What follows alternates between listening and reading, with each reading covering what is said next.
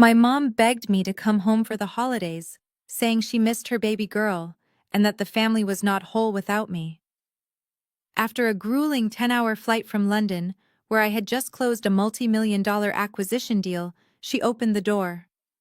There was no hello. There was no hug. There was just a stained apron thrown in my face and a cold command. You will babysit your brother's kids while we go on a family trip.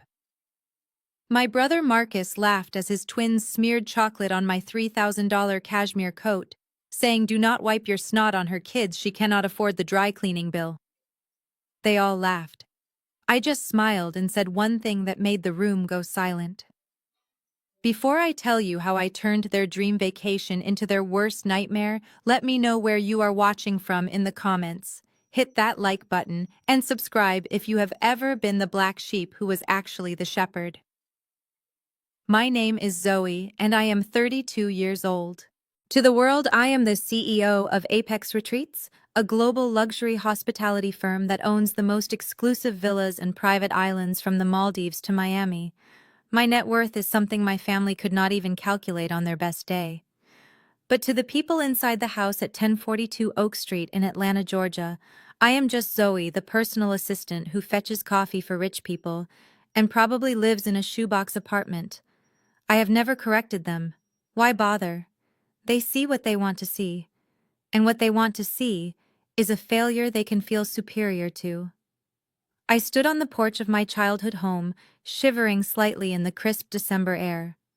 My driver had dropped me off a block away, as per my instructions. I never wanted them to see the blacked-out Escalade or the driver who carried my limited edition luggage. I dragged my suitcase up the driveway myself, taking in the sight of the two-story brick house. It looked exactly the same as when I left 10 years ago, except for the flashy new Mercedes parked in the driveway with a red bow on top. That had Marcus written all over it, leased probably, or bought with a high-interest loan he would default on in 6 months. I took a deep breath, steeling myself. I had spent the last week in London negotiating the purchase of a historic estate. I was exhausted. My body was running on caffeine and adrenaline.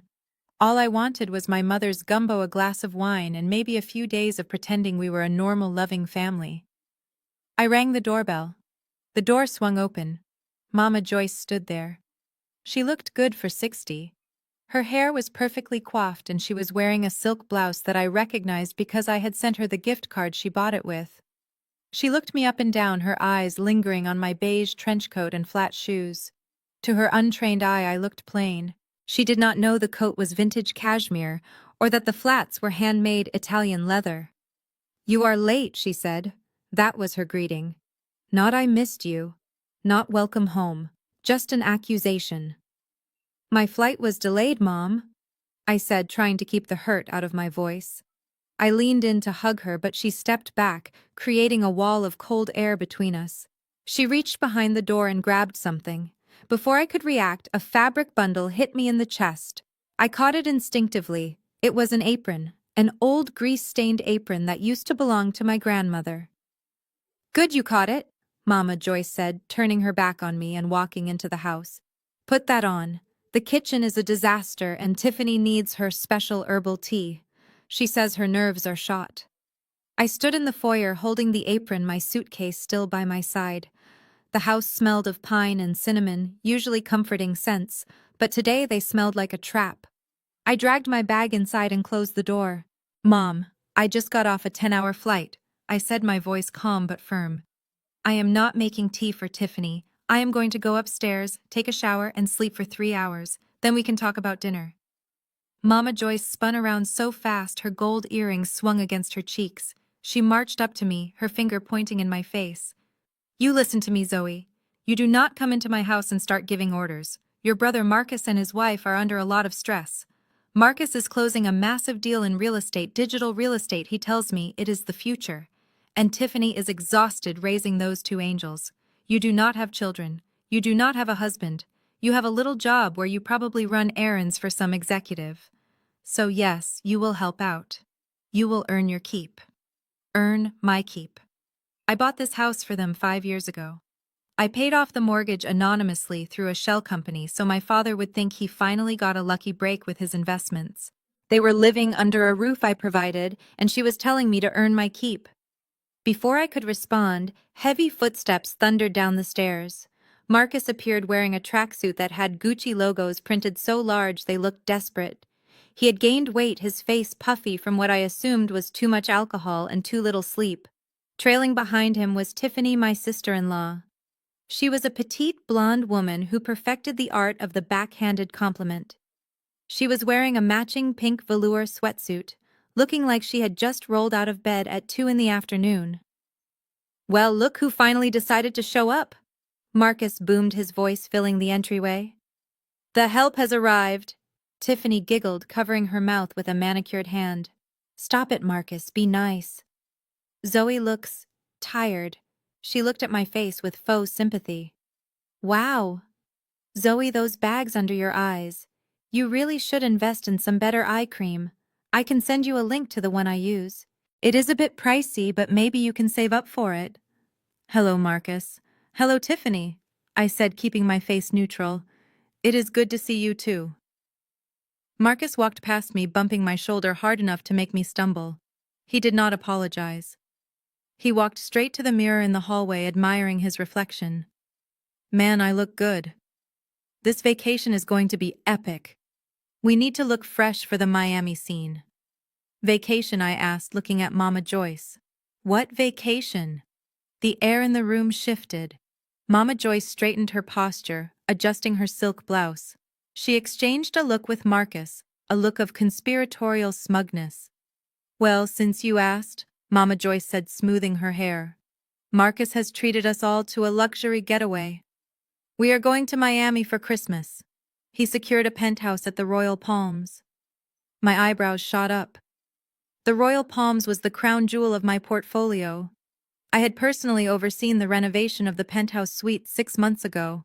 It was reserved for VIPs, royalty, and celebrities. It cost $15,000 a night. There was absolutely no way Marcus, who had asked me for $50 for gas money 6 months ago, could afford it. "The Royal Palms," I repeated, keeping my tone even. "That is very expensive, Marcus. How did you manage that?" Marcus puffed out his chest. "It is called connections, Zoe. Something you would know about if you were a boss like me. I have friends in high places. High-level investors. They hooked me up. It is a VIP package, 5-star everything." Tiffany chimed in, linking her arm through his. "My husband is a provider. He wants us to experience the best. Not like this dreary Atlanta winter. We need sun. We need ocean. We need luxury." "That sounds nice," I said, putting my suitcase down. "So when do we leave? I need to unpack and repack if we are going to a tropical climate." The room went silent again. The kind of silence that is heavy and sharp. Tiffany looked at the floor, smiling that secret little smile she always had when she knew I was about to get hurt. Marcus looked at Mama Joyce, waiting for her to deliver the blow. Mama Joyce cleared her throat. She did not look at me. She looked at a spot on the wall just above my head. "We leave tomorrow morning, Zoe. But there is not enough room for everyone." I frowned. "It is a penthouse, Mom. The Royal Palms penthouse has 4 bedrooms and a staff quarter. It sleeps 10 people easily. There are 5 of you. 6 with Dad, 7 with me." Marcus let out a harsh laugh. "You know about the floor plan, do you? Did you Google it while you were sitting in coach?" "Look, Zoe, it is not just about the space. It is about the vibe." "The vibe?" I asked, my voice dropping an octave. "Yes, the vibe," Tiffany said, stepping forward. "This is a celebration of success, Zoe. Marcus has worked so hard. We want to be around positive energy, successful energy. And let us be honest, you are a bit of a downer. You bring this heavy working-class energy that just does not fit the Miami aesthetic we are going for." I felt the heat rise up my neck. Working-class energy. I had more money in my checking account right now than Tiffany would see in 10 lifetimes. "So I am uninvited," I stated, looking directly at my mother. You begged me to fly home from London. I cancelled meetings. I traveled across the ocean. And you are telling me I am uninvited to the family Christmas trip. Mama Joyce finally looked at me. Her eyes were hard, cold stones. It is for the best. Besides, someone needs to stay here. Stay here? I asked slowly. Yes, stay here, Marcus said, grabbing an apple from the bowl on the table and taking a loud bite. We are not taking the twins, Leo and Max. They are too young for the Miami nightlife. They need stability. They need to be in their own beds. Tiffany nodded vigorously. Exactly. Plus our nanny quit last week. Can you believe the ungratefulness? So we need someone we can trust. Someone family. My mind reeled. They wanted me to stay behind, to be the nanny. So let me get this straight, I said, my voice trembling with suppressed rage. You want me to stay in this house alone and babysit your 6-year-old twins while you go to a resort in Miami that you clearly cannot afford? Mama Joyce stepped into my personal space. Watch your tone, Zoe. You should be grateful we are trusting you with your nephews. It is the least you can do. You have no responsibilities, no husband, no kids. What else were you going to do? Sit around and watch Netflix. This way you contribute to the family's success. You support your brother. Before I could respond, the sound of stampeding elephants came from the living room. Leo and Max, the twins, burst into the hallway. They were 6 years old, screaming and covered in something brown and sticky. They held half-eaten chocolate bars in their hands. Daddy, Mommy, look! I am a monster! One of them screamed, running full speed toward us. Leo, stop! Marcus yelled, but he was laughing. He did not move to stop them. The boy Leo ran straight at me. I tried to sidestep, but I was blocked by my suitcase. He slammed into my legs, wrapping his chocolate-covered hands around my thighs, burying his face into my coat. I gasped, trying to pry him off. Leo, let go, please. He looked up at me, grinning, his face smeared with chocolate and mucus. He wiped his nose directly onto the lapel of my beige trench coat. A long, thick streak of snot mixed with chocolate settled into the delicate cashmere fibers. You, Max, look. Leo laughed, pointing at the mess.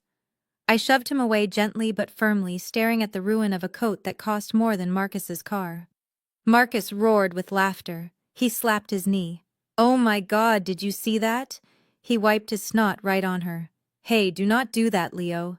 Your Auntie Zoe is broke. She cannot afford the dry cleaning bill for that. Whatever that is, Target clearance rack coat. Tiffany wrinkled her nose. Ugh, it is probably thrift store anyway, but still, Leo, that is not polite. Go wash your hands. The twins ran off giggling, leaving sticky handprints on the wall as they went. I stood there looking down at my coat. I looked at my mother, who had a small, amused smirk playing on her lips. I looked at Marcus, who was high-fiving Tiffany. They thought this was funny. They thought I was a joke, a convenient servant, a doormat to wipe their feet and their snot on. Something inside me snapped. Not a loud snap. A quiet, terrifying snap. It was the sound of the last thread of loyalty breaking. I looked up. I smoothed the front of my coat, ignoring the stain. I forced a smile onto my face. A smile that did not reach my eyes. You know what I said? My voice soft, almost a whisper. You are right. Mama Joyce blinked, surprised by my sudden submission. I am. Yes, I said. Marcus deserves this trip. You all do. You should go to Miami. You should go to the Royal Palms. I hear the penthouse is exclusively for the owners. But if Marcus has connections, I am sure it will be fine. Marcus puffed up again. Yeah, well, I got it handled. Good, I said. I picked up my suitcase. I will watch the twins. I will watch the house. You guys go. Have the time of your lives. Mama Joyce let out a breath she seemed to have been holding. Good. I knew you would see reason. Now go put your things in the guest room, the small one downstairs. We need the upstairs rooms for storage while we pack. And start dinner. We want steaks tonight, medium rare. I walked past them, dragging my suitcase. As I passed Marcus, I leaned in. Enjoy the Royal Palms, Marcus. Make sure you tell them exactly who you are." He laughed. "You bet I will. They are going to know the name Marcus Robinson." I walked into the small, dusty guest room and closed the door. I sat on the lumpy mattress and pulled out my phone. It was a secure satellite phone, sleek and black, heavy in my hand. I dialed a number. "Sarah," I said when my executive assistant answered on the first ring. "Yes, Ms. Zoe. I need you to access the reservation system for the Miami Royal Palms. Check for a reservation under Marcus Robinson." "One moment. Yes, I see it here. It was booked through a third-party discount site." The payment method was declined twice, but the system held it because he put a note saying he is let me see here, the brother of the owner. I let out a low, cold laugh. Of course he did. "Sarah, cancel it. Cancel it, Miss Zoe." "Yes. Cancel it. Flag his name in the system. Blacklist him from all our properties globally. And Sarah, prepare the Gulf Stream. I am going to Miami tomorrow morning." "But Miss Zoe, you just got home." "I know," I said, staring at the chocolate stain on my coat. "But my family is going to Miami, and I want to be there to welcome them personally. When they arrive at my hotel, I want to be the one standing at the front desk." I could hear Sarah smiling through the phone. "Understood. Anything else?" "Yes," I said. "Send a cleaning crew to my parents' house in Atlanta tomorrow morning. And a team of nannies. The most expensive ones we have." "Nannies." "Yes. I am not babysitting these kids, Sarah. I have a vacation to enjoy." I hung up the phone and lay back on the bed. Upstairs, I could hear Marcus bragging about the yacht he was going to rent, and Mama Joyce praising him for being such a good provider. They had no idea. They thought they were flying high. But they were about to hit a ceiling made of bulletproof glass, and I was the one holding the remote control. Tomorrow, the lesson would begin. Dinner that night was a masterclass in humiliation, served with a side of garlic mashed potatoes I had been forced to mash by hand because the electric mixer was apparently too loud for Tiffany's headache. We sat in the formal dining room under the crystal chandelier I had paid for 3 Christmases ago, though nobody seemed to remember that detail now. The air was thick with the smell of roasted beef and expensive cologne, specifically the bottle of Tom Ford Marcus had bathed in before coming downstairs. I sat at the very edge of the table, the spot usually reserved for unexpected guests or children who had misbehaved. My plate was smaller than everyone else's. Mama Joyce had served herself first, then Marcus, then Tiffany. By the time the platter reached me, there were only the burnt-end pieces left. I stared at the charred meat, feeling a familiar ache in my chest. It was not hunger. It was the hollow feeling of being invisible in a room full of people who shared your blood. I tried one last time to appeal to their humanity. I cleared my throat, and the sound seemed to echo like a gunshot in the room. Everyone stopped chewing and looked at me with varying degrees of annoyance. "Mom," I said, keeping my voice steady despite the trembling of my hands beneath the table, "I understand you want to go on this trip, I really do. But I just flew 10 hours. I have been working non-stop for months. I am exhausted. I need a vacation too. Can we not hire a professional nanny for the twins? I will pay for it." Tiffany let out a sharp laugh that sounded like glass breaking. She dabbed her mouth with a linen napkin, looking at me with wide, faux, innocent eyes. "Pay for it," she repeated. "With what money, Zoe? Your little assistant salary. Those high-end nannies cost $50 an hour. You would be bankrupt in a weekend. Besides, it is not about the money. It is about family values. We do not let strangers raise our children." I gripped my fork tighter. "You let strangers raise them all the time, Tiffany. You have had 3 nannies in the last 6 months. The last one quit because you made her scrub the grout in the bathroom with a toothbrush." I did not say that out loud. Instead, I said I have a savings. I can afford it. I just really need to rest. Marcus slammed his hand on the table, making the silverware jump. "Rest from what, Zoe? You answer phones for a living. You book flights. You make coffee. That is not work. That is existing. Try closing real estate deals. Try managing a portfolio. That is stress." He leaned back in his chair, picking his teeth with a toothpick. I just secured the Royal Palms penthouse. Do you have any idea what kind of pressure that is? Negotiating with high-level VIPs. You would crumble in 5 minutes in my world. I took a sip of water to hide the smile threatening to break through. His world. He was talking about my world. The Royal Palms was my acquisition. I remembered approving the blueprints for that penthouse. I remembered choosing the Italian marble for the bathrooms and the Egyptian cotton for the sheets. Marcus was bragging about renting a room in my house. It sounds very impressive, Marcus, I said, my voice dripping with a sweetness he was too arrogant to recognize as sarcasm. Tell us more about this penthouse. He beamed, his ego inflating like a balloon. It is top tier, 5,000 square feet, private elevator, a balcony that wraps around the entire building. They say the bathtub is carved from a single piece of stone. It is the kind of luxury you only see in movies, Zoe. It is where the players stay, and that is why I need to be there. Networking, building the brand. Mama Joyce nodded vigorously, her eyes shining with pride. My son the mogul, you deserve it, baby. You work so hard. And that is why Zoe needs to step up, Tiffany added, looking at me with disdain. Look. Zoe, let us be real. You do not have a life. You are single. You are 32. You live in some tiny apartment. You have no husband to cook for, no children to clean up after. Your life is empty. Taking care of Leo and Max gives you purpose. It gives you a chance to be useful to people who actually matter. Useful. That was the word that stung the most. To them, I was not a person with dreams or feelings. I was a utility, an appliance to be used until it broke. You think my life is empty because I do not have what you have? I asked quietly. Tiffany rolled her eyes. I think your life is empty because it is empty.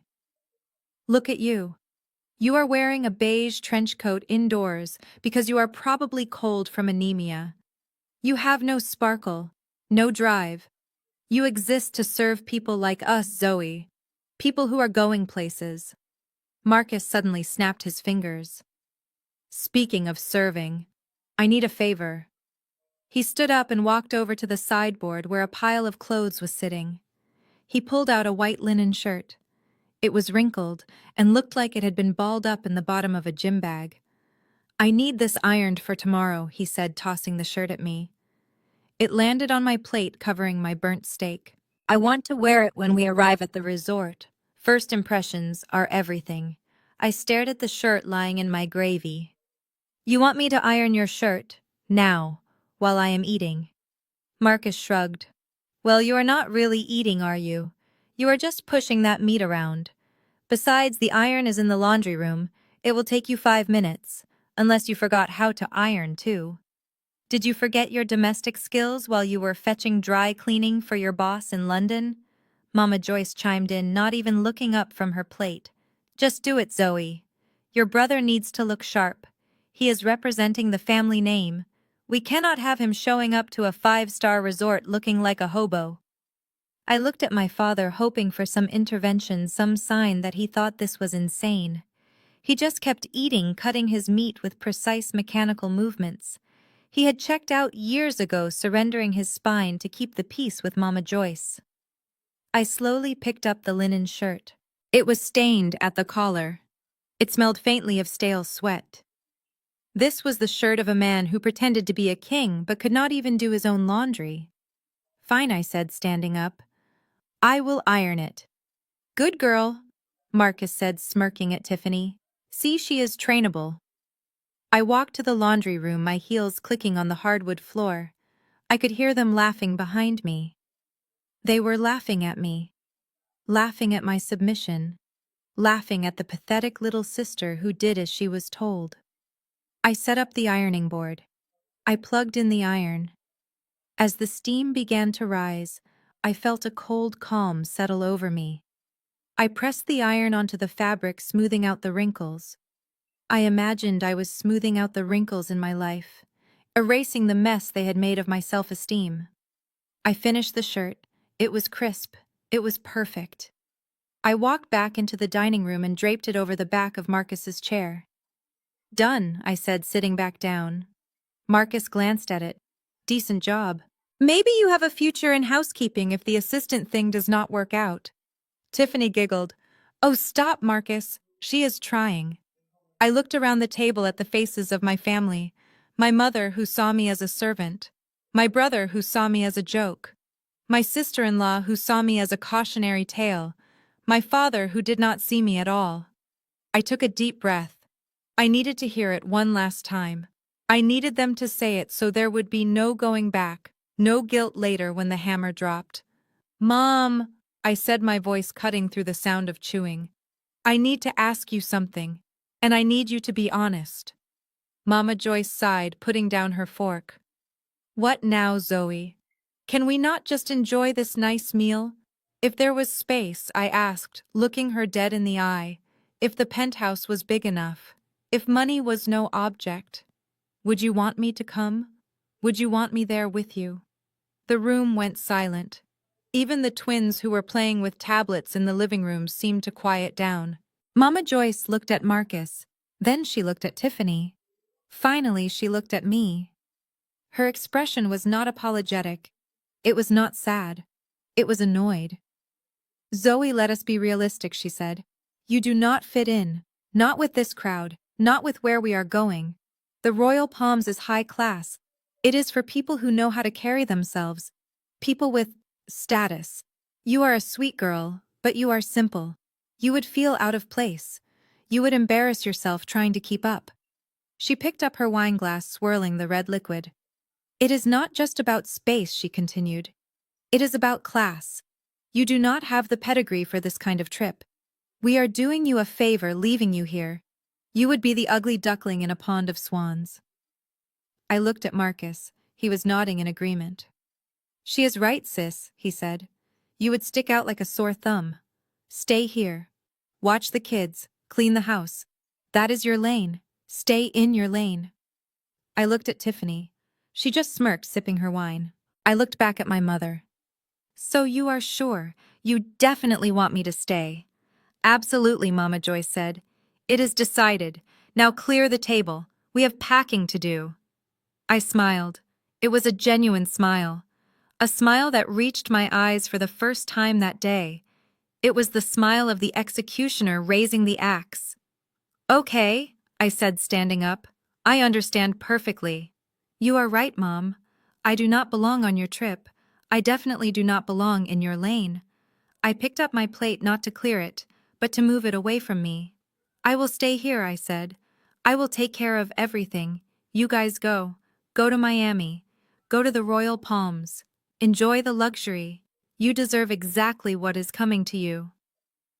Good. Mama Joyce said, dismissing me with a wave of her hand. Now get the dessert. I walked into the kitchen. I did not get dessert. I got my phone. I sent a single text to my pilot. Prepare for takeoff. 8 a.m. Then I walked back into the dining room. I am going to bed, I announced. I have a big day tomorrow. Mama Joyce frowned. The dishes, Zoe. They can wait, I said, walking toward the stairs. Or maybe Marcus can do them. Since he looks so sharp in his ironed shirt. Marcus sputtered. Hey, get back here. I ignored him. I climbed the stairs, my heart pounding not with fear but with anticipation. They had set the stage. They had written the script. They just didn't know I was the director. And the final act was going to be a bloodbath. Good night, family, I whispered as I reached the top of the landing. Sleep tight. Tomorrow, you wake up in the real world. The morning of their departure was a symphony of chaos, conducted by Marcus, who was screaming about his hair gel, while Tiffany complained that her Louis Vuitton bags, which were clearly knockoffs, were getting scratched in the trunk of the airport shuttle.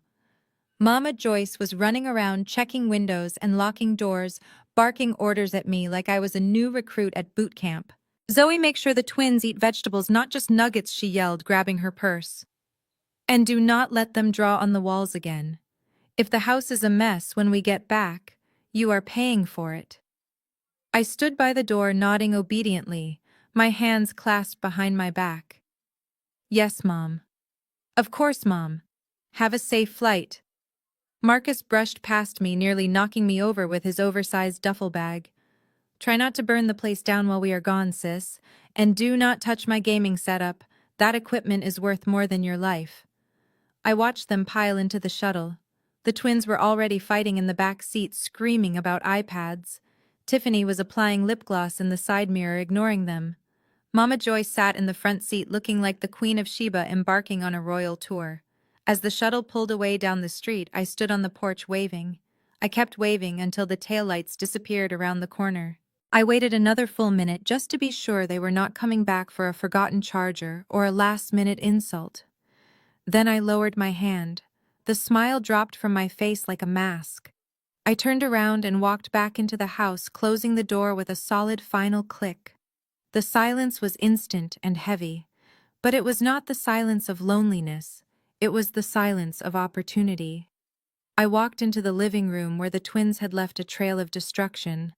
Toy Cars cereal crushed into the rug, sticky handprints on the glass coffee table. It was a disaster zone. Normally, this would be the part where I sighed, rolled up my sleeves, and started scrubbing. That was the Zoe they knew. The Zoe who cleaned up their messes. The Zoe who absorbed their chaos so they could shine. But that Zoe had left the building the moment they drove away. I reached into my pocket and pulled out my phone. I dialed a number I had saved for emergencies. Not 911. Something far more effective for this particular situation. Elite Domestic Staffing. This is Victoria. How may I assist you today, Ms. Zoe? Victoria, I said, my voice crisp and authoritative. I have a situation in Atlanta. I need a full team deployed to my current location immediately. Of course, Ms. Zoe. What are your requirements? I looked around the room at the mess. I need a deep cleaning crew, 4 people minimum. I want this house sanitized, and I need childcare. 2 nannies, pediatric certified conflict resolution trained. They need to be able to handle high-energy clients. The twins were currently upstairs, probably dismantling a bed frame. I could hear thumping. Make that 3 nannies, I corrected. And Victoria, I am authorizing hazard pay. These children are feral. Rate is $500 an hour per nanny. There was a brief pause on the line. Understood, Ms. Zoe. We have a team available. They can be there in 45 minutes. Excellent. Put it on my personal account. And Victoria, send a dog walker too. My sister-in-law left her poodle, and I have no intention of picking up anything today. I hung up the phone and walked past the kitchen. There was a pile of dishes in the sink from their breakfast. I did not even glance at it. I went to the guest room where I had slept on the lumpy mattress. I opened my suitcase. I pushed aside the beige clothes I wore to blend in. Underneath the false bottom of the suitcase was my real wardrobe. I pulled out a white power suit tailored on Savile Row. I took out my Louboutins, the red soles gleaming in the dim light. I replaced my simple stud earrings with diamond drops that cost more than this entire house. I stripped off the stained clothes I had worn for their benefit, leaving them in a pile on the floor. I dressed slowly, methodically. With every button I fastened, I felt the transformation taking hold. The assistant was gone. The CEO had arrived. I checked my reflection in the dusty mirror. The woman staring back at me was sharp, dangerous, and completely in control. I walked out of the guest room just as the doorbell rang. I opened it to find a team of 10 people standing on the porch, dressed in crisp black uniforms, carrying cleaning equipment and supplies. The lead nanny, a stern-looking woman who looked like she could negotiate a hostage situation, stepped forward. "Ms. Zoe," she said, "we are here to relieve you." I smiled. "You have no idea how happy I am to see you. The children are upstairs. They bite. Good luck." I handed her a key to the house. The cleaning crew filed past me, moving like a SWAT team. Within seconds, I heard the hum of industrial vacuums and the sound of order being restored. I walked down the driveway, my heels clicking rhythmically on the pavement. A black car was waiting at the curb. Not a shuttle, a Rolls-Royce Phantom with tinted windows. The driver stepped out and opened the door for me. "Good morning, Miss Zoe. The plane is fueled and ready. Thank you, James. To the airfield, please. I slid into the leather seat, the scent of expensive leather and fresh orchids filling the air.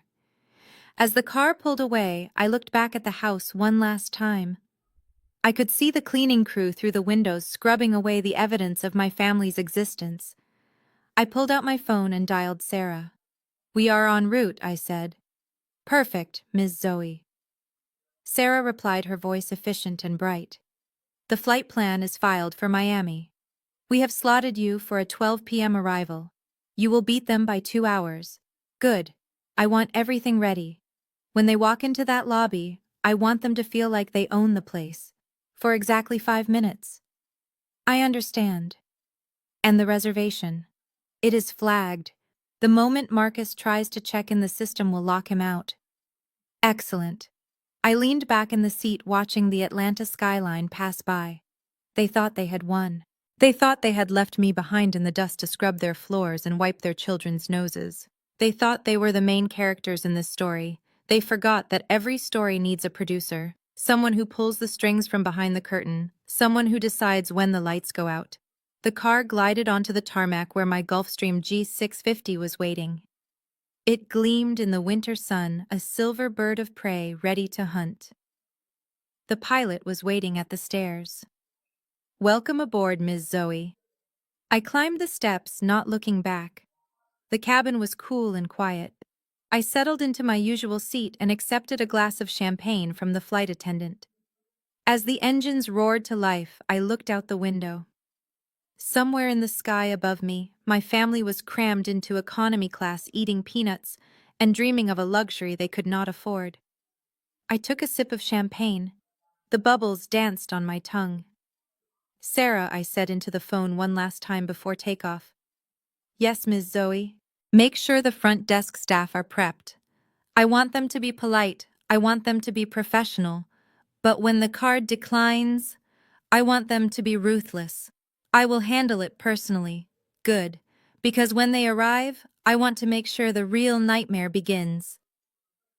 The plane taxied down the runway, picking up speed. I felt the familiar press of gravity as we lifted off, leaving Atlanta, and the roll of the dutiful daughter far below. I was flying toward the sun.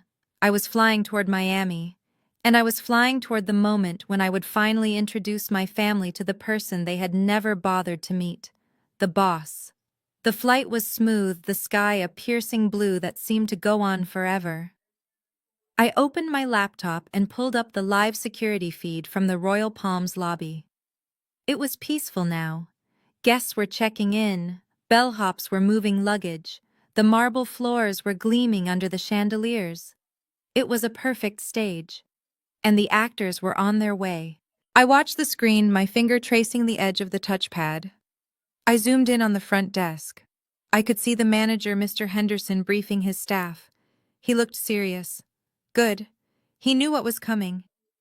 I closed the laptop and closed my eyes. I could almost hear Marcus's voice bragging to the person next to him in 24B about his penthouse. I could hear Tiffany complaining about the legroom. I could hear Mama Joyce planning her outfits. Let them dream for a few more hours. Let them enjoy the fantasy. The higher they climb, the harder the fall, and I was going to be there to watch them hit the ground. While I was sipping vintage Dom Perignon at 40,000 feet, my family was getting a very different taste of the high life down in economy class. They were squeezed into row 34 of a discount commercial airliner, the kind where your knees press against the seat in front of you and the air is recycled from the 1980s. Marcus had insisted on the window seat, forcing Mama Joyce into the middle and Tiffany into the aisle where she was constantly bumped by the beverage cart. The atmosphere in row 34 was tense.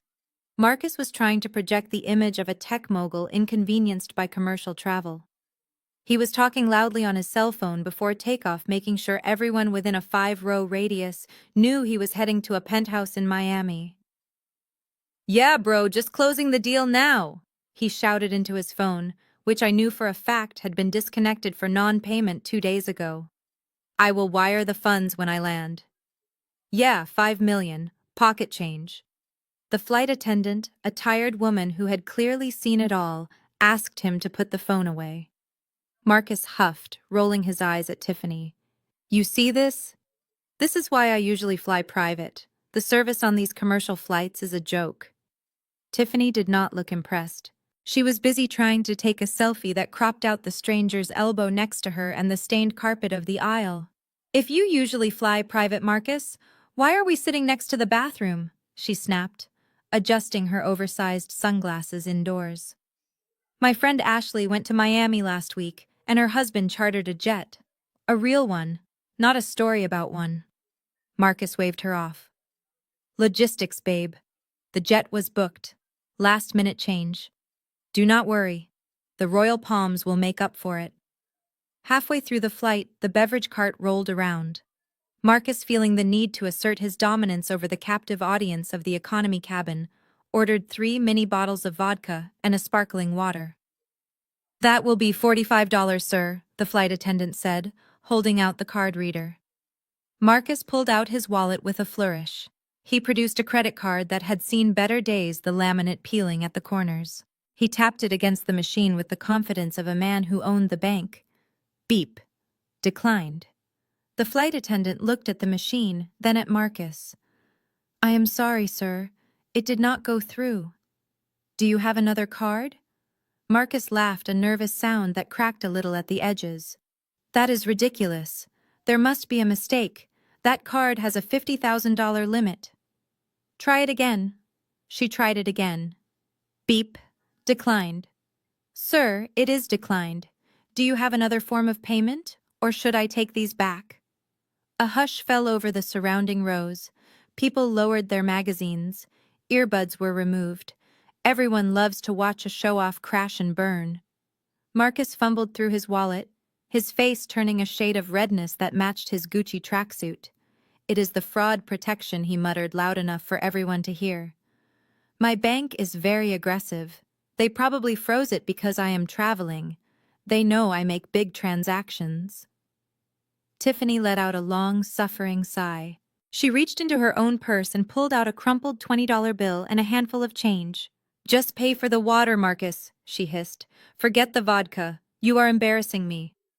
I do not have cash, Marcus snapped. Who carries cash anymore? Tiffany shoved the money at the flight attendant. Here, just the water. God, Marcus, Ashley's husband has a black card. He buys the whole bar for the plane. You cannot even buy a Dasani. Mama Joyce, who had been trying to shrink into the middle seat, patted Marcus's arm. It is okay, baby. It is just a bank error. We know you have the money. These systems are so unreliable. Marcus drank his water in sullen silence for the rest of the flight, while Tiffany aggressively flipped through an in-flight magazine, ignoring him completely. When they landed in Miami, the humidity hit them like a physical wall. They had dressed for an air-conditioned fantasy, not the sticky reality of a Florida tarmac. They navigated the labyrinth of the airport, dragging their own luggage because Marcus was too cheap to tip a porter. We are taking a limo, right? Tiffany asked, stopping at the curb, expecting a driver holding a sign with their name. Marcus was scrolling frantically on his phone. The limo service is backed up. Terrible logistics down here. I am calling an Uber. It is faster. 10 minutes later, a dented Honda Civic pulled up. The driver popped the trunk, which was already half full of someone else's gym equipment. They managed to squeeze their suitcases in, but Tiffany had to hold her vanity case on her lap. This is the luxury experience you promised, Tiffany asked, her voice tight, as they squeezed into the back seat. My knees are touching my chin, Marcus. Just wait until we get to the hotel, Marcus said, wiping sweat from his forehead. The Royal Palms is next level. You will forget all about the ride once you see the view. The drive to the hotel was silent, save for the GPS voice, and Mama Joyce complaining about the air conditioning. But as they pulled up to the Royal Palms, the mood shifted. The hotel was magnificent. A towering palace of white stone and glass rising from the ocean front like a monument to excess. Palm trees swayed in the breeze, and a line of Ferraris and Lamborghinis were parked out front. This is it, Marcus said, his confidence returning instantly. We have arrived. They tumbled out of the Honda, looking slightly disheveled but determined to play their parts. Marcus tipped the driver $2 and adjusted his tracksuit. Mama Joyce smoothed her hair. Tiffany put her sunglasses back on and immediately pulled out her phone. Showtime, she whispered. She opened Instagram and started a live stream. Hey guys, it is Tiff. We just touched down in Miami. Look at this place. She panned the camera around the entrance, making sure to catch the gold lettering of the hotel sign, but carefully avoiding the dented Honda driving away. Hubby surprised us with a penthouse suite for the holidays, she cooed into the camera, pulling Marcus into the frame. Say hi, babe. Marcus flashed a peace sign and a grin that showed too many teeth. Live from the royal palms, baby. Only the best for the family. We are about to go check into the presidential suite. Stay tuned for the room tour. It is going to be insane. They walked into the lobby, and for a moment even they were silenced by the grandeur. The ceilings were 30 feet high, adorned with chandeliers that looked like freezing rain. The floor was marble, so polished it looked like water. The air smelled of expensive candles and money. See? Marcus whispered to Mama Joyce.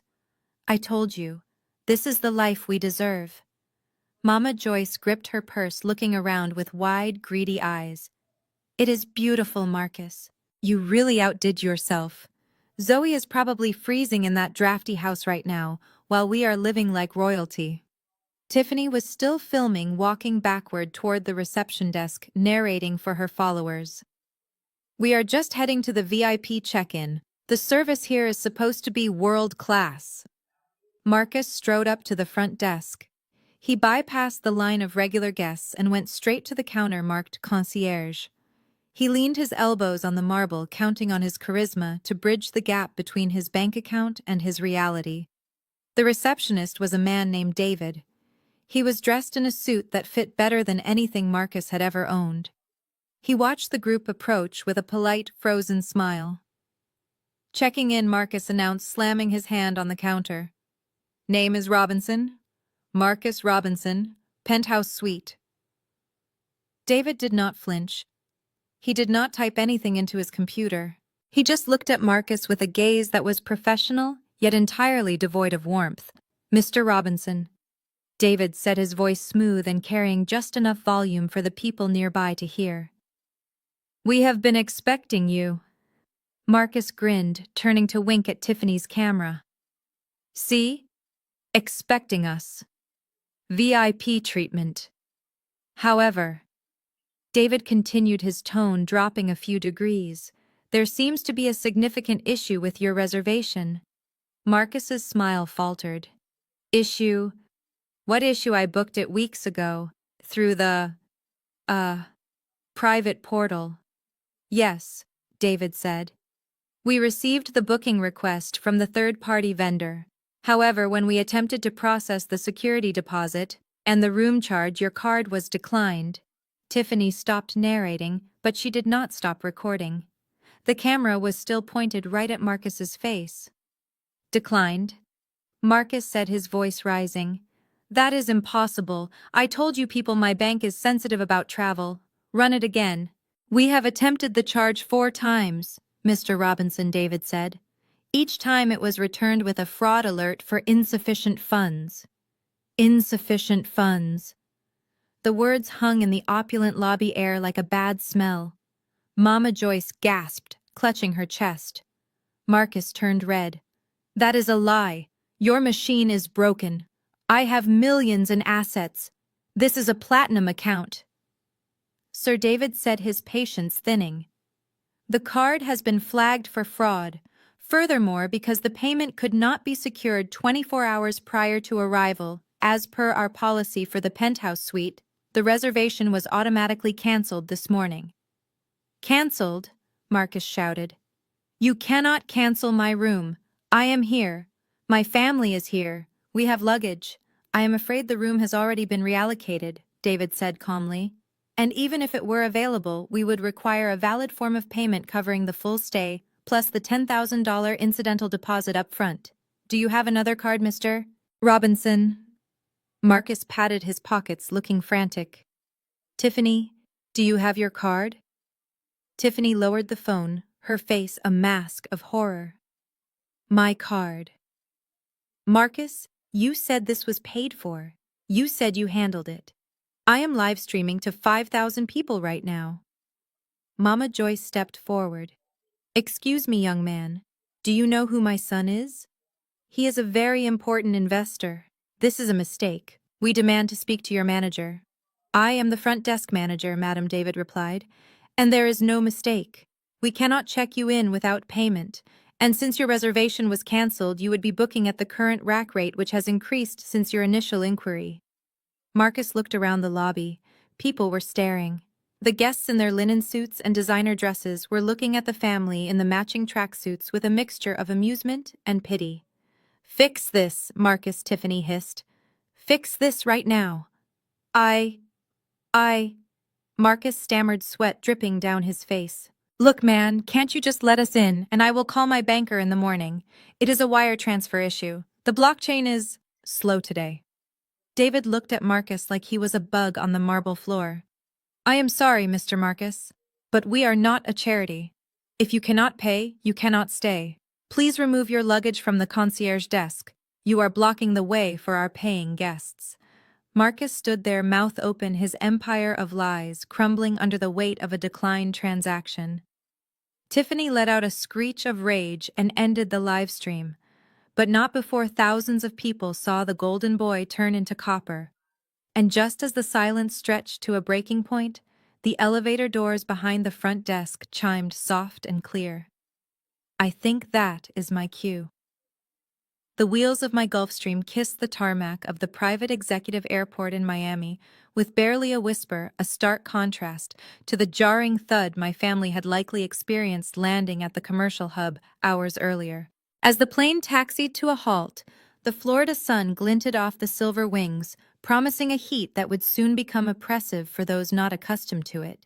But for me, it felt like a warm embrace welcoming me back to my kingdom. I unbuckled my seatbelt and stood up, smoothing the lapels of my white suit. I checked my reflection in the cabin mirror one last time. The woman staring back was impeccable. Her makeup was flawless, her hair sleek and controlled, her eyes hidden behind oversized sunglasses that cost more than my brother's entire wardrobe. This was not Zoe the sister. This was Zoe the majority shareholder. The cabin door opened and the stairs lowered automatically. I stepped out into the humid air, inhaling the scent of jet fuel and sea salt. At the bottom of the stairs, a pristine white Rolls-Royce Phantom waited, its engine purring silently. A driver in a sharp black uniform stood by the open rear door, his posture rigid with respect. Welcome back, Miss Zoe, he said, bowing his head slightly as I approached. We trust your flight was comfortable. It was perfect, thank you, Charles, I replied, sliding into the cool leather interior. The air conditioning was set to exactly 68 degrees, just as I preferred. A crystal glass of chilled sparkling water waited in the center console, alongside a tablet loaded with the day's briefing. Take me to the Royal Palms, I said, my voice low and steady. And Charles, take the scenic route. I want to see the city. Certainly, ma'am. As the heavy door clicked shut, sealing me inside a cocoon of silence and luxury, I allowed myself a small smile. The partition rose, separating me from the driver, and I was alone with my thoughts. I watched the palm trees blur past the vibrant colors of Miami, flashing by like a fever dream. My family was out there somewhere in this city, probably sweating in a taxi or arguing with a shuttle driver. They were tourists in a world where I was the architect. I picked up the tablet and scrolled through the quarterly reports for Apex retreats. The numbers were staggering. Our portfolio had grown by 15% in the last fiscal year, largely due to the acquisition of the Royal Palms chain. I tapped on the equity breakdown, a pie chart that displayed the ownership structure in crisp primary colors. The largest slice, a dominant 60%, was labeled simply ZR Holdings. My initials, my empire. Most people thought Apex was owned by a faceless conglomerate or a board of old men in suits. They had no idea that the controlling interest belonged to a 32-year-old woman who had started as a concierge and worked her way up through sheer grit and brilliance. My family certainly had no idea. To them, money was something you flashed, something you wore on your wrist or drove down the street. To me, money was power. It was the ability to move mountains, or in this case, to move my family right out of a hotel lobby. We pulled up to the private VIP entrance of the Royal Palms, located discreetly at the rear of the property, away from the chaos of the main valet. The gates opened automatically, recognizing the vehicle's transponder. We glided through a tunnel lined with lush tropical foliage, emerging into a private courtyard paved with imported stone. A team of staff was already waiting. At the center stood Mr. Sterling, the general manager of the Royal Palms. He was a man of impeccable taste and nervous energy, always terrified of disappointing me. He stepped forward as the car came to a stop, his hands clasped behind his back. James opened my door and I stepped out onto the red carpet that had been rolled out specifically for my arrival. Mr. Sterling bowed deep and respectful. "Miss Zoe, it is an honor to welcome you back to the Royal Palms," he said, his voice trembling slightly. "We have prepared the owner's suite as per your instructions. Your personal staff has already unpacked your luggage and the kitchen is standing by for your lunch order." "Thank you, Mr. Sterling," I said, removing my sunglasses and handing them to an assistant who appeared at my elbow. "I trust everything is running smoothly today." "Ideally, yes, Miss Zoe. Although we have had a slight disturbance in the main lobby, a group of guests attempting to check into the penthouse with invalid payment methods. They have been quite vocal." I suppressed a smirk. "Is that so?" "Yes, ma'am. Security is monitoring the situation, but we did not want to cause a scene unless necessary." "You did the right thing," I said, walking past him into the private elevator lobby. "Let them make the scene. It makes the eviction so much easier to justify later." We rode the elevator in silence, the gold-plated doors reflecting our distortions. When they opened, we were on the top floor, a level that did not exist on the public elevator panels. This was the command center. My private office, my boardroom, and the entrance to the owner's suite, which sat a full floor above the penthouse Marcus thought he had booked. I walked into my office, a space of glass and steel with a panoramic view of the ocean. I sat behind my desk, a massive slab of black marble, and powered up the bank of monitors on the wall. "Pull up the lobby feed," I ordered. Mr. Sterling hurried to the control panel and typed in a code. The central screen flickered to life, revealing a high-definition view of the main lobby down below. And there they were. It was like watching a reality show where the contestants did not know they had already been eliminated. Marcus was leaning over the concierge desk, his face a mask of red fury, his hands gesticulating wildly. I could see his mouth moving, shouting words I could easily imagine. "Do you know who I am? I will have your job."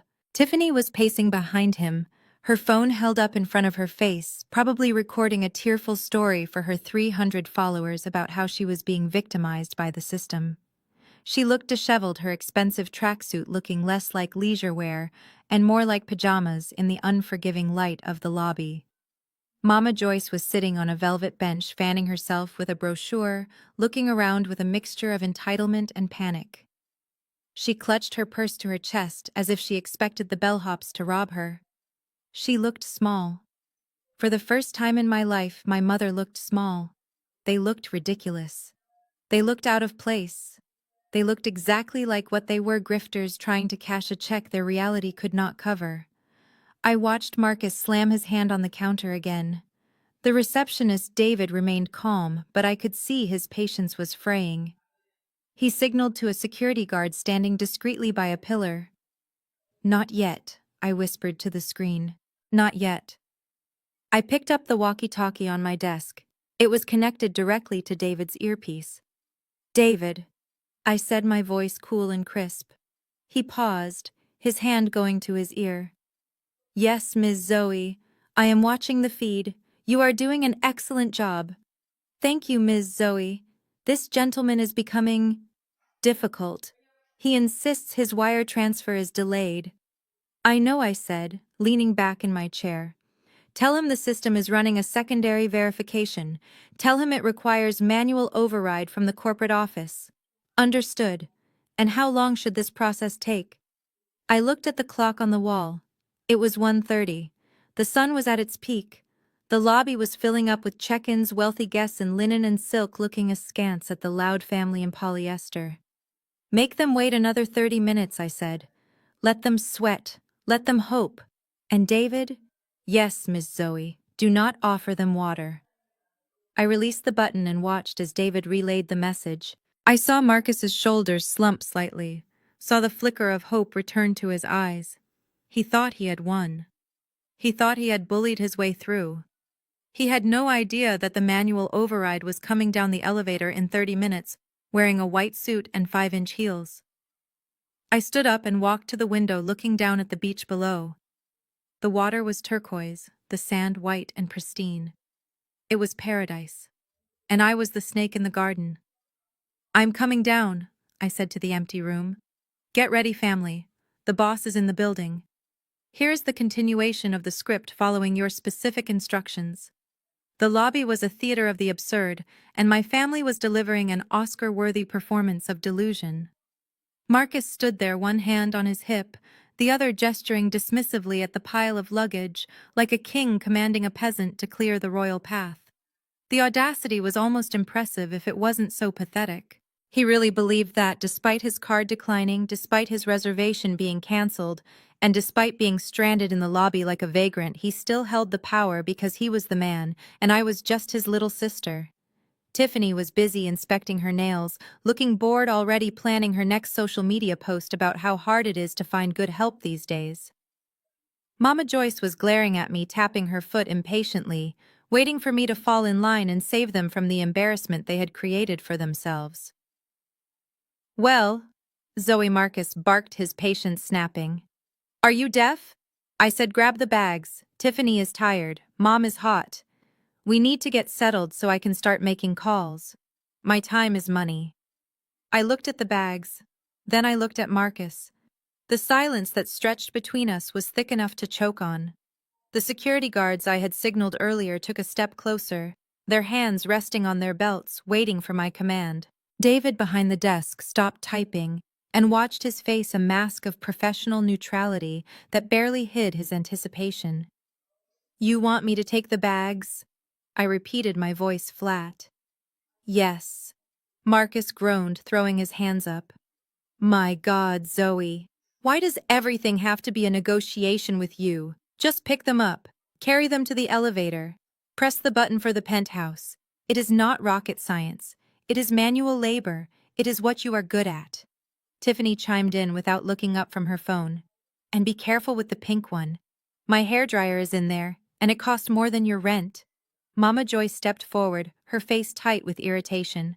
Zoe, stop embarrassing us. People are watching. Just do as your brother says. He is stressed. He is trying to provide a nice holiday for us, and you are making it difficult. As usual. I looked around the lobby. People were indeed watching. A couple in linen suits by the fountain were whispering behind their hands. A businessman near the elevators was openly staring. My family thought they were staring because we were making a scene.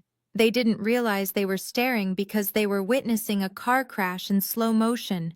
I took a step toward the luggage. Marcus smirked, thinking he had won. Thinking I was bending the knee. That is it, he said condescendingly. Good girl.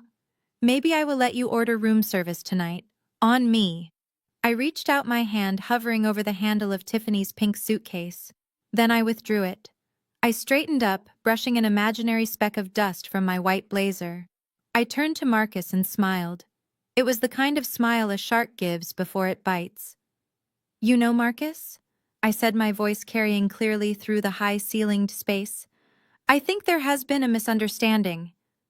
Misunderstanding, Marcus scoffed. The only misunderstanding is you thinking you have a choice. Pick up the bags. I shook my head slowly. No, I don't think I will. Marcus's face went red. Excuse me. I said no, I replied, my tone hardening.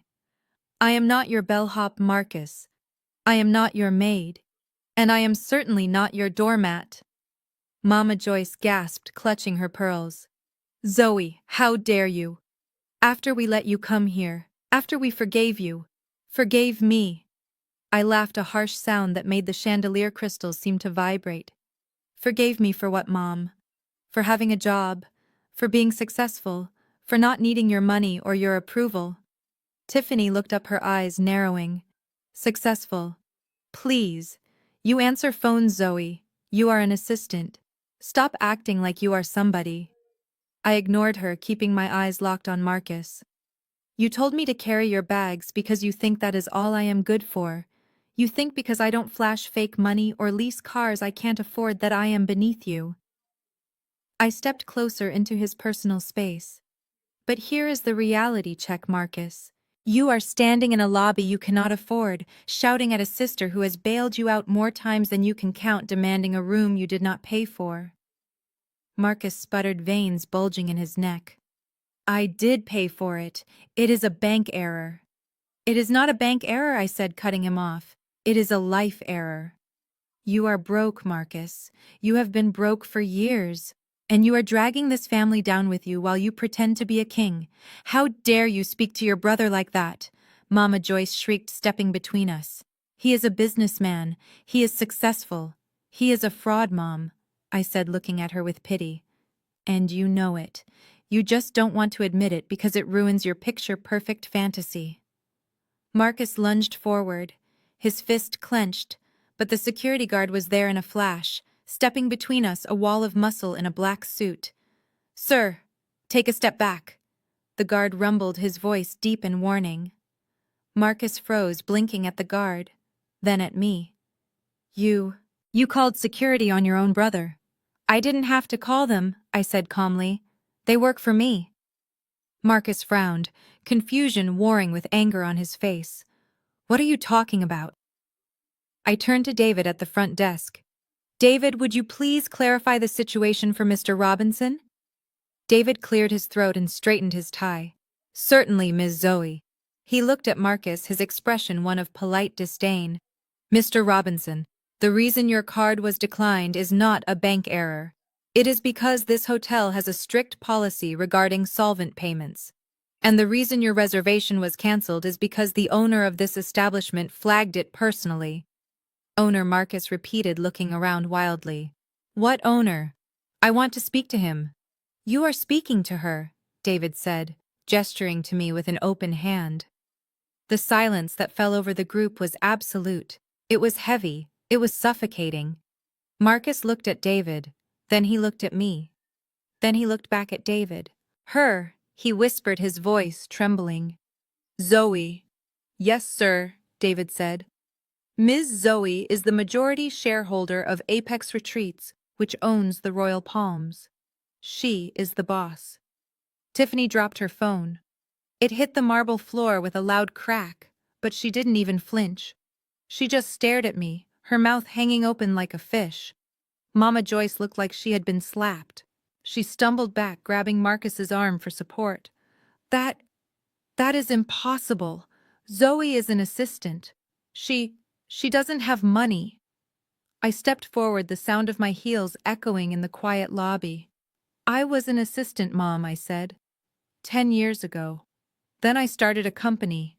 Then I bought another one. And another one. I spread my arms, gesturing to the opulence around us.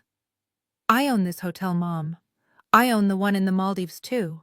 And the one in Aspen. I turned to Marcus, who was looking at me with a mixture of horror and greed dawning in his eyes. And that penthouse you wanted to stay in, Marcus, I said, my voice dropping to a whisper. The one with the stone bathtub. I designed it. I picked out the marble. It is my personal suite. Marcus licked his lips, his eyes darting around as he tried to recalibrate his reality. Zoe. Sis? Come on. Is this a joke? You are playing us, right? I reached into my purse. I pulled out a black card. Not a credit card. A key card. Solid matte black with a gold chip. I walked over to the elevator. I tapped the card against the panel. The doors slid open instantly, revealing the private lift to the penthouse. No joke, Marcus, I said, turning back to face them. Then I looked at the pile of luggage. Now, I said, my voice hard as diamonds. About those bags. Marcus took a step forward, a hopeful, desperate smile forming on his face. Zoe, look, I held up a hand, stopping him. I think you misunderstood me earlier, Marcus, I said. I am not going to carry your bags. And you are not going to carry them to the penthouse. I pointed to the revolving doors at the entrance. You are going to carry them out. What Marcus choked out. You heard me. Get your bags. Get your wife. Get your mother. And get out of my lobby. But where will we go? Mama, Joyce wailed. We have nowhere to stay. I shrugged. Miami is a big city. I am sure a mogul like Marcus can figure it out. Maybe try a Motel 6. I hear they leave the light on for you.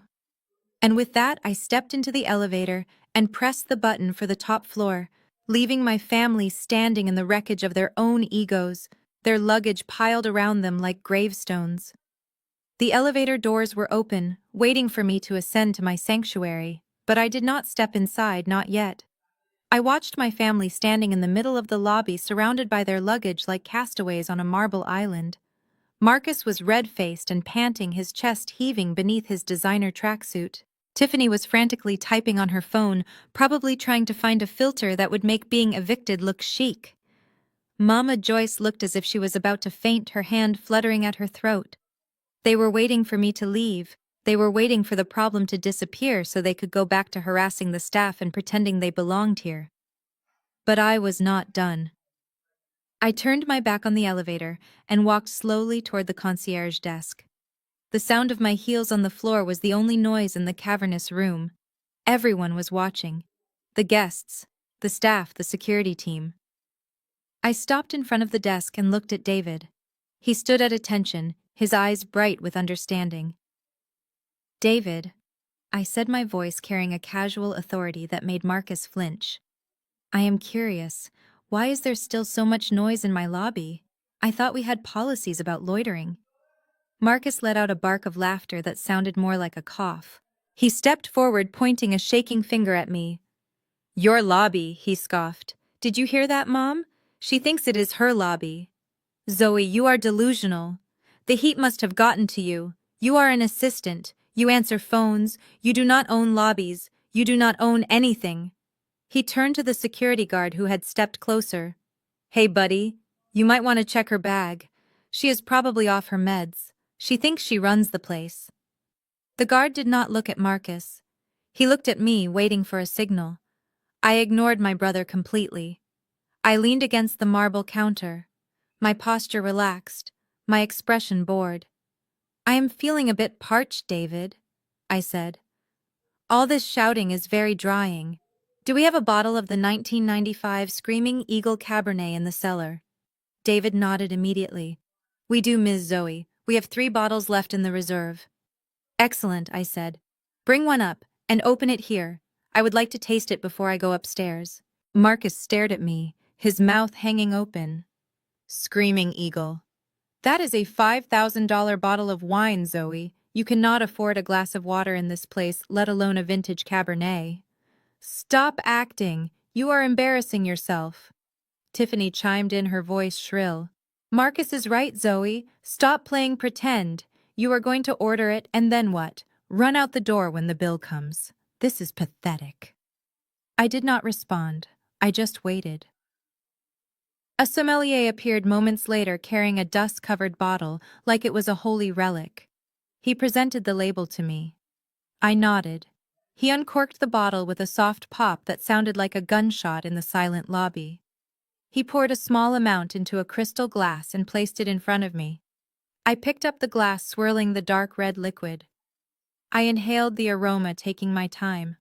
My family watched me, paralyzed by my audacity.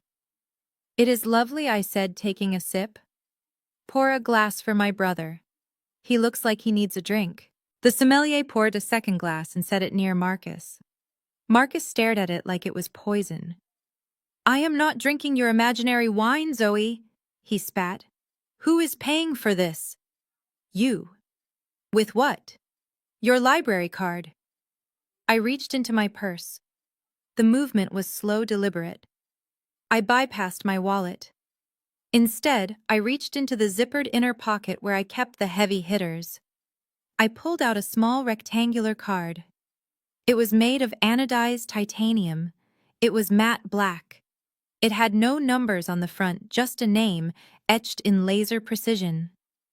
Zoe Robinson. And the iconic Centurion logo. The American Express Centurion card. The black card. Invitation only, no spending limit. I held it up between two fingers, letting the light catch the metallic surface. Tiffany gasped. She knew what it was. She read the magazines. She knew that card was a ticket to a world she could only look at through a screen. Is that? Tiffany whispered, her eyes bulging. Is that real? Marcus squinted at it. It is a fake, he declared, his voice cracking. You can buy those stickers online. It is a prop. I dropped the card onto the marble counter. It made a heavy metallic clink that plastic could never replicate. Run it, David, I said. $5,000. Plus a 20% tip for the staff who have had to deal with this circus. David picked up the card with two hands. He inserted it into the chip reader. The room held its breath. Marcus was shaking his head, muttering to himself. Fake. It is fake. It is going to decline. Just like mine. The machine beeped once. A cheerful chirp. Approved. The receipt printer whirred, spitting out a slip of paper. David tore it off and placed it on a small silver tray with a pen. Sign here, please, Ms. Zoe. I picked up the pen and signed my name with a flourish. I pushed the tray back. Marcus looked at the machine. He looked at the wine. He looked at the card sitting on the counter, gleaming like a dark star. How he whispered, "How do you have that? That card requires millions in spending. You are nobody." I took another sip of the wine. It tasted like victory. Rich, complex, and deeply satisfying. I set the glass down. I turned to face them fully. My family. The people who had laughed at me. The people who had used me. The people who had tried to leave me behind to scrub their floors.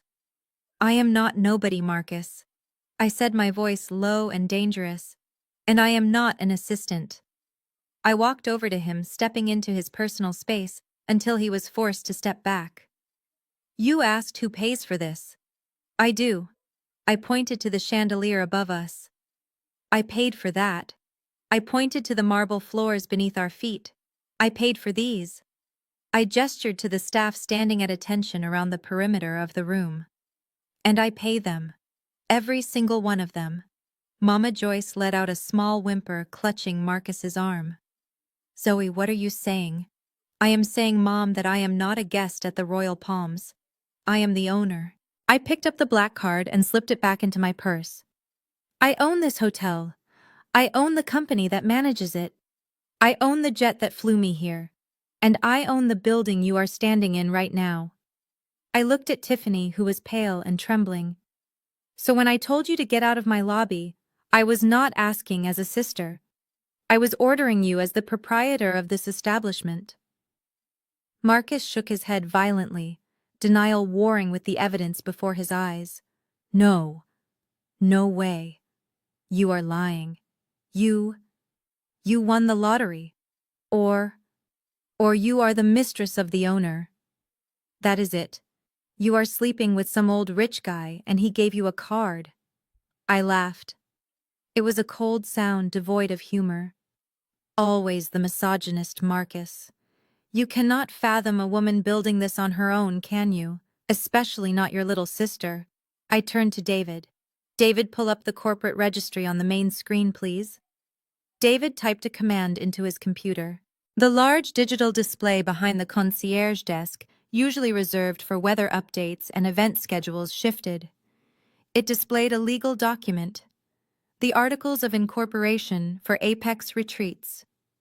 Listed clearly at the top under Founder and Chief Executive Officer was a name. Zoe Robinson. I watched their eyes scan the screen.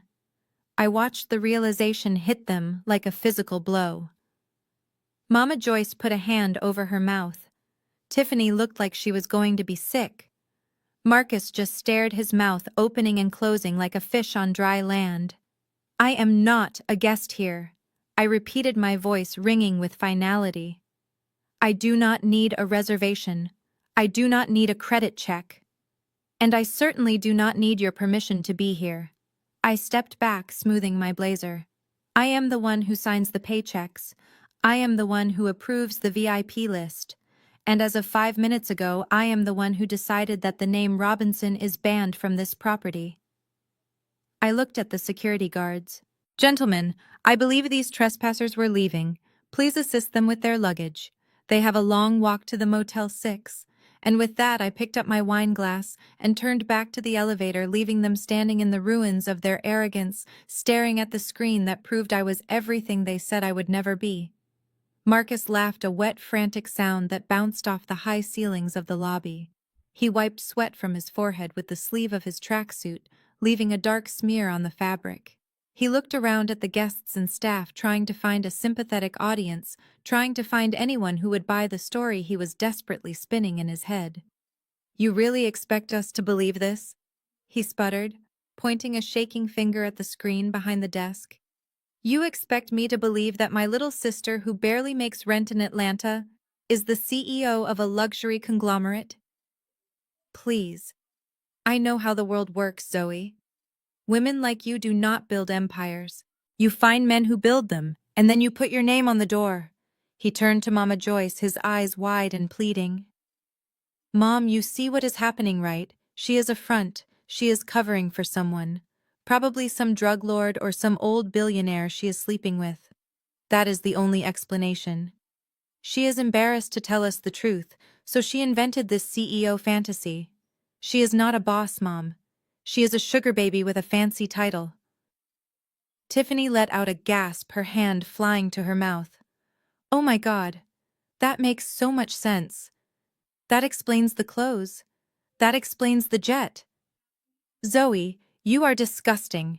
You are selling yourself and trying to pass it off as business acumen." I stood there listening to them assassinate my character. Years ago, this would have made me cry. It would have made me beg them to believe me. But today, it just made me bored. They were so predictable. When confronted with a woman's success, their only logical conclusion was that she must be on her back to achieve it. I sighed, a long, slow exhale that signaled the end of my patience. "You are done?" I asked, my voice calm. Marcus sneered. "I am just getting started. Wait until I tell Dad.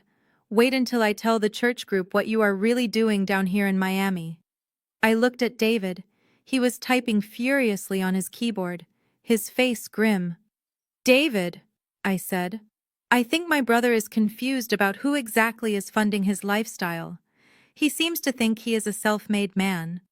He seems to think he is in a position to judge me." I walked over to the desk and rested my hand on the marble. "Let us clear up the confusion.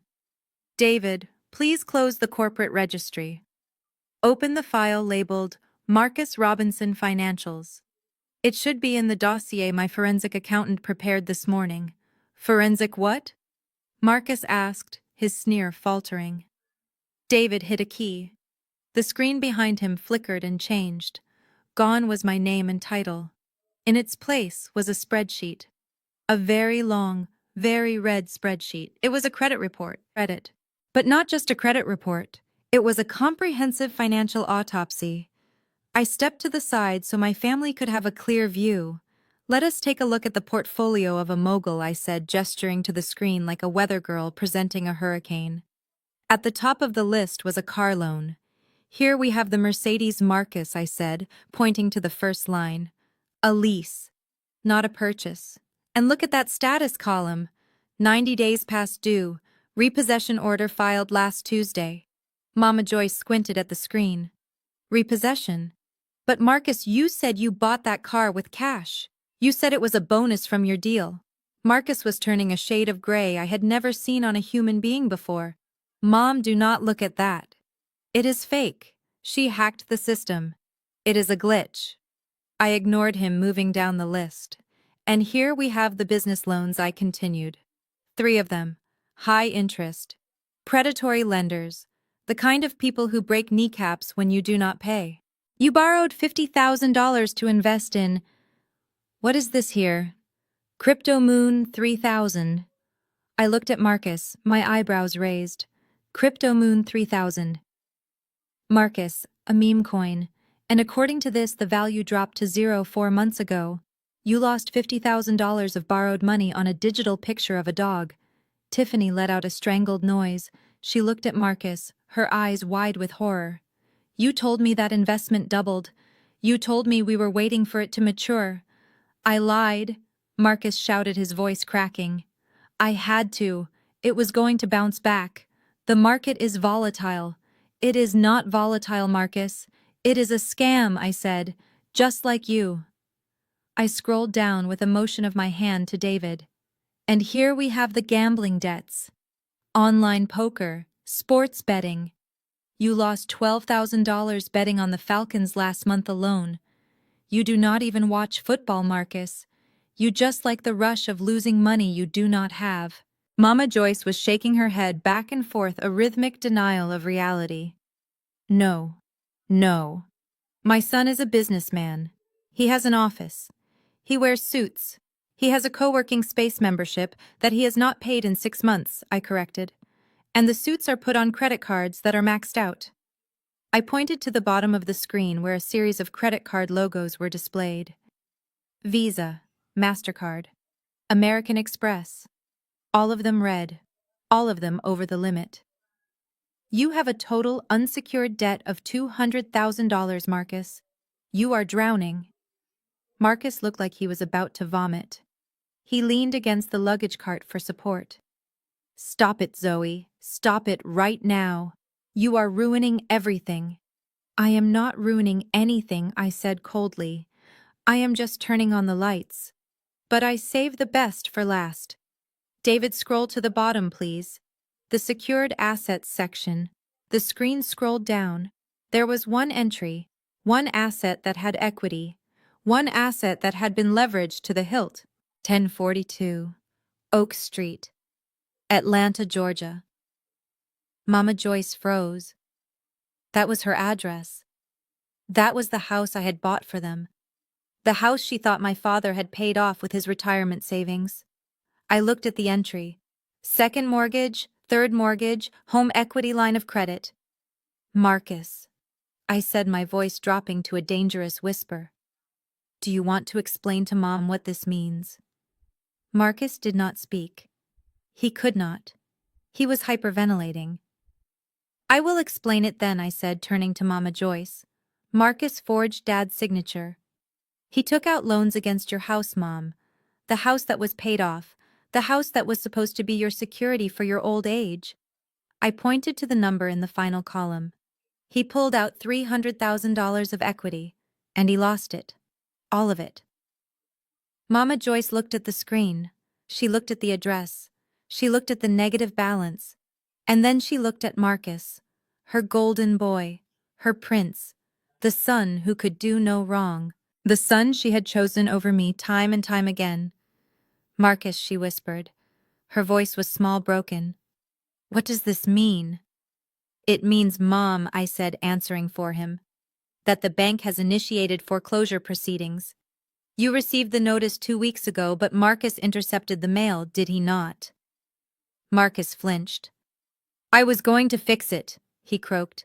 I just needed the Miami deal to go through. I was going to pay it back. There was no Miami deal. I shouted, my composure finally cracking. There never was. You came down here to play pretend. You came down here to take photos for Instagram and act like a big shot while the bank was getting ready to take the roof over your mother's head. Tiffany let out a scream, a primal sound of pure rage. She lunged at Marcus, hitting him on the chest with her fists. You liar, she screamed. You told me we were rich. You told me I could quit my job. You told me the house was in a trust. You told me you were a genius. Marcus tried to fend her off, cowering under the assault. Babe, stop. Listen to me. Zoe is lying. She manipulated the data. I did not manipulate anything, I said, watching the domestic violence unfold in my 5-star lobby. Facts are facts, Marcus. You are not a mogul. You are a thief.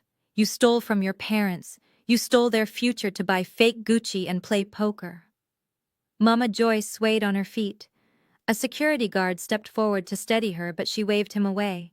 She walked over to Marcus. She pushed Tiffany aside.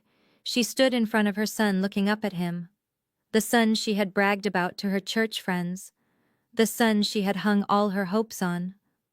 "Marcus," she said, her voice trembling, "you told me you were a millionaire. You told me the house was safe. You told me Zoe was the failure." "Mom, I can explain," Marcus pleaded, tears streaming down his face. "You mortgaged my house," Mama Joyce asked, the words coming out slow and heavy. "My home, your father's home." "I did it for us," Marcus sobbed. "I did it to build the empire." "There is no empire," Mama Joyce screamed. Her voice broke, echoing off the marble walls. "There is nothing. It is all lies. You are a lie." She slumped against the concierge desk, sliding down until she was sitting on the floor. Her expensive silk blouse bunched up around her, her perfectly coiffed hair falling into her face. "My house," she moaned, rocking back and forth. "My sanctuary. You took my sanctuary." I watched them. The tableau of ruin. Tiffany beating on Marcus's chest. Marcus crying like a child. Mama Joyce broken on the floor. It was tragic. It was pathetic. And it was entirely of their own making. I looked at David. "Turn it off," I said. The screen went black. The numbers disappeared. But the truth remained hanging in the air like smoke. I walked over to where Mama Joyce was sitting. I looked down at her. "You wanted a successful child, Mom," I said. "You wanted someone who could provide. Someone who could take care of the family." I gestured to myself. "You had one. She was right here the whole time, ironing shirts, cooking dinner, being ignored." Mama Joyce looked up at me. Her eyes were red-rimmed, filled with a mixture of shame and horror. "Zoe," she whispered. "Zoe, help us. Please, fix this. You have money. You can pay the bank. You can save the house." I looked at her. I looked at the woman who had thrown an apron in my face yesterday. The woman who had told me I wasn't good enough to be seen with them. I reached into my pocket. I pulled out a $20 bill. I dropped it on the floor next to her. "Here," I said, "for the taxi." And then I turned and walked toward the elevator, leaving them to pick up the pieces of the fantasy that had finally shattered. I stopped walking, but I did not turn around immediately. The sound of Mama Joyce scrambling to her feet behind me was accompanied by the rustle of her expensive silk blouse and the heavy breathing of a woman who had just realized she was standing on the edge of a cliff. I expected more sobbing. I expected begging. I expected her to cling to my legs and plead for mercy on behalf of her golden son. But I had forgotten who my mother really was. Mama Joyce did not beg. She demanded. She did not feel shame. She felt entitled. "Zoe, wait," she called out. Her voice was no longer trembling. It was sharp. It was the voice she used when I had forgotten to defrost the chicken or when I had left a streak on the mirror. It was the voice of authority. I turned slowly. Mama Joyce was standing upright now. She had smoothed her hair and wiped her face. She looked at Marcus, who was still weeping into his hands, and then she looked at me. Her eyes narrowed. The shock in them was replaced by something colder, something darker. It was anger.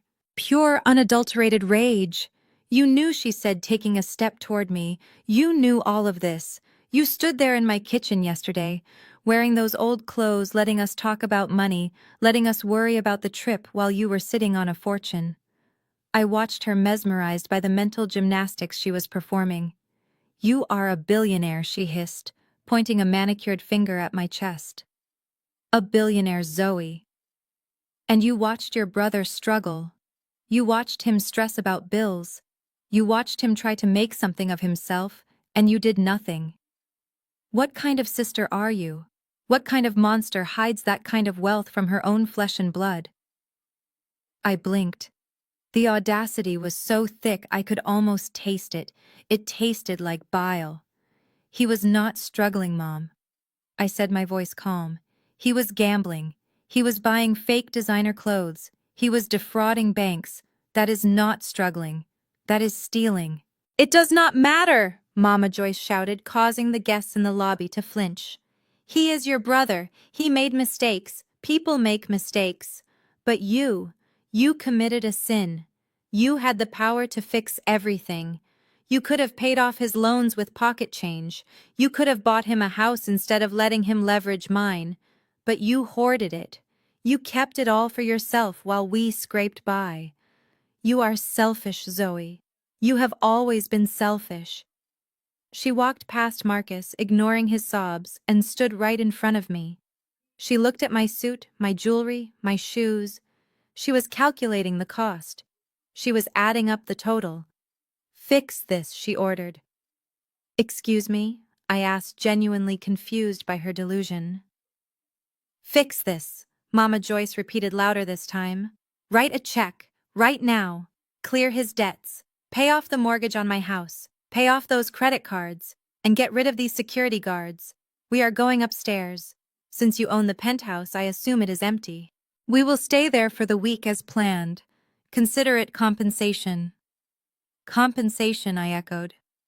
Compensation for what?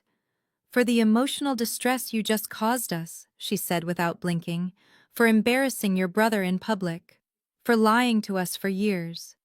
You owe us, Zoe. I raised you, I fed you, I put a roof over your head. And this is how you repay me, by humiliating us, by letting your brother drown when you could have saved him with a snap of your fingers.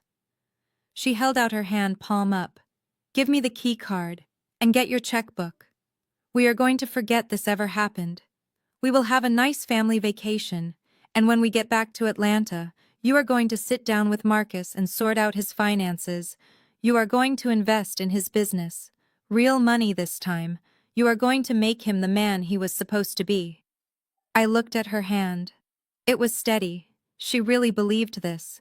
She really believed that my success was just a resource for her to harvest. She believed that my hard work, my sleepless nights, my sacrifices were all just a preamble to me serving Marcus. Memories flooded my mind. Not recent ones, but old ones. The ones that leave scars on your soul. I remembered being 16 years old. It was basketball season. Marcus wanted the new Jordans. They cost $200. We did not have $200, or at least that is what Mama Joyce told me when I asked for lunch money. We are tightening our belts, Zoe, she had said. We all have to sacrifice. So I stopped eating lunch. I drank water from the fountain and told my friends I was fasting for health class. I walked home because I could not afford the bus. I wore shoes with holes in the soles, stuffing them with cardboard when it rained. And then a week later, Marcus walked into the kitchen wearing the Jordans. Fresh, pristine $200 sneakers. Mom bought them for me, he had bragged. She said I need to look the part if I want to be a star. I remembered looking at my mother. I remembered my stomach growling. I remembered asking her why. He is a boy, Zoe, she had said, shrugging. He has potential. He has an image to maintain. You are a girl. You do not need expensive things. You can make do. Besides, your struggle builds character. Character. That was what she called my hunger. Character. That was what she called my neglected needs.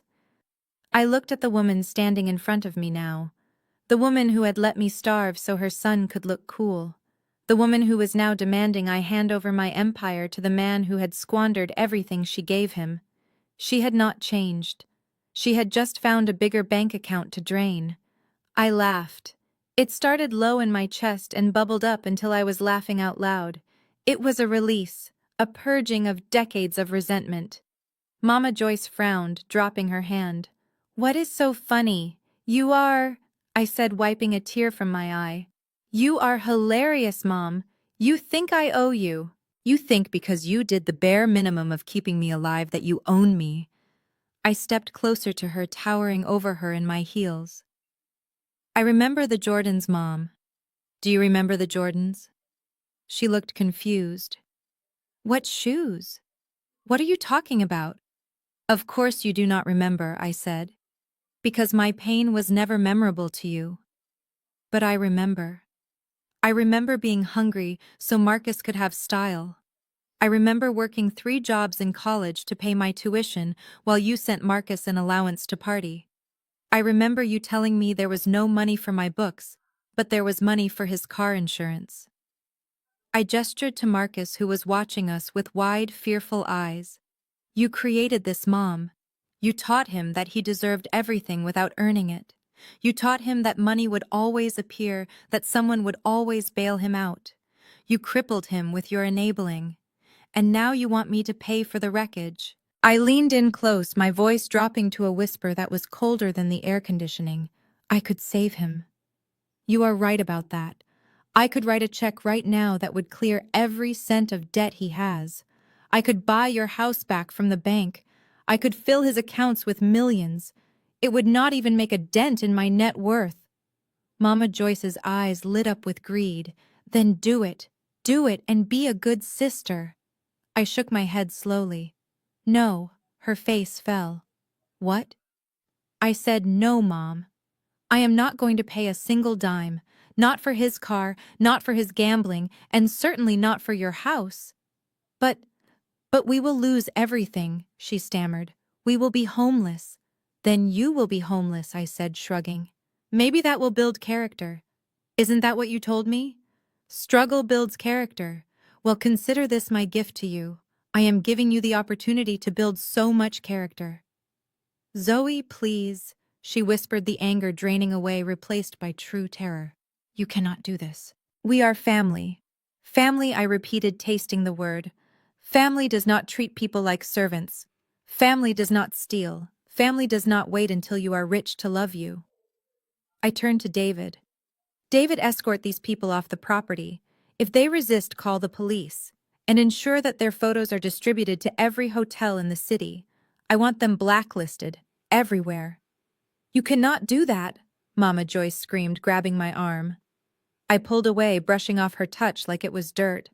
I can, Mom, because you taught me the most important lesson of all. I looked her in the eye. You taught me that money is tight. You taught me that we all have to sacrifice. You taught me that every man is for himself. I smiled. I am just following your rules. Money is separate, Mom. Mine is mine. And yours, well, yours is gone. I turned and walked into the elevator. I pressed the button for the penthouse. As the doors closed, I saw the security guards moving in. I saw Marcus trying to hide behind Tiffany. I saw Mama Joyce reaching out to me, her mouth forming my name. But the doors slid shut, cutting off their voices, cutting off their demands, cutting off the past. I was going up, they were going down. And for the first time in my life, I did not feel guilty. I felt free. I pressed the button for the penthouse, but before the doors could seal me away from the wreckage of my family, a sound pierced the air that made me instinctively hit the hold button. It was a scream. Not a scream of fear, but a scream of pure, unadulterated fury. It was the sound of a woman realizing her entire life was a counterfeit bill. I leaned against the elevator frame, crossing my arms to watch the finale. Tiffany was vibrating. Her fake tan seemed to be cracking under the pressure of her rage. She looked at the red numbers on the screen that was still displaying Marcus's financial autopsy, and then she looked at her husband. The man she had bragged about. The man she had married for stability. The man who had just cost her a roof over her head. You are broke, she whispered. It started as a whisper, but it grew with every syllable until she was shrieking. You are broke. You are worthless. You are a fraud. Marcus put his hands up, palms facing out like he was trying to calm a wild animal. Babe, listen to me. It is just a liquidity issue. The assets are tied up. Liquidity issue, Tiffany screamed. She swung her handbag. It was a heavy tote filled with her makeup and hairspray. It connected with the side of Marcus's head with a sickening thud. You stole from your mother. You stole from me. You told me that bonus paid for the Mercedes. You told me we were building generational wealth. She hit him again, and again. Marcus cowered, covering his head, trying to retreat behind the luggage cart. I quit my job for you, she yelled, clawing at his tracksuit. I sat at home with those screaming twins while you played pretend businessman at the casino. I wasted the best years of my life on a man who cannot even afford a Motel 6. Security started to move in, but I held up a hand stopping them. Let it play out, I murmured. Tiffany was relentless. She was tearing at his clothes, ripping the Gucci logo right off his chest. It was poetic, really. The fake branding coming off the fake man. You are a loser, Marcus. A loser with a leased car and a maxed-out credit card. I should have married your cousin Darnell. At least he owns his plumbing truck. Mama Joyce finally snapped out of her shock. She rushed forward, grabbing Tiffany's arm, trying to pull her off her precious son. "Stop it," Tiffany, Mama Joyce commanded, trying to channel the authority she usually reserved for me. "You will not hit my son. He is under a lot of stress. He made mistakes, but he is still the head of your household. Stand by your man." Tiffany spun around, and the look in her eyes made Mama Joyce take a step back. "Stand by him!" Tiffany laughed, a manic sound that drew the attention of every person in the lobby. "Stand by what? A pile of debt and lies. And you." She pointed a manicured nail right in Mama Joyce's face. "You are the reason he is like this. You delusional old bat." Mama Joyce gasped, clutching her pearls. "Excuse me." "You heard me," Tiffany shouted. "You created this monster. You coddled him. You told him he was special. You told him he was a king when he was barely a jester. You let him rob you blind, and you thanked him for it." She stepped closer to Mama Joyce, looming over her. "You treat Zoe like trash because she works for a living, while you let this parasite drain your retirement fund. You are not a good mother. You are a senile enabler raising a con artist. And now look at you. You are homeless. You are broke. And you are going to be babysitting your own grandkids until the day you die because I am done. I am done with him. I am done with you. And I am done with this family." Mama Joyce looked like she was having a heart attack. She looked at Marcus for defense, but Marcus was busy checking his reflection in the brass luggage cart to see if his face was bruised. Tiffany was panting, her chest heaving. Her hair extensions were askew, her mascara was running. She looked wild. Then her eyes darted around the room and landed on me. I was still standing in the elevator entrance, calm, cool, and collected. The owner, the billionaire, the lifeline. I saw the gears turn in Tiffany's head. I saw the calculation. She realized in that second that Marcus was a sinking ship, and I was the only lifeboat in the ocean. Her face transformed instantly. The rage smoothed out, replaced by a desperate, ingratiating smile that looked terrified. She smoothed her tracksuit and walked toward me, stepping over Marcus's legs. "Zoe," she said, her voice dropping to a conspiratorial whisper.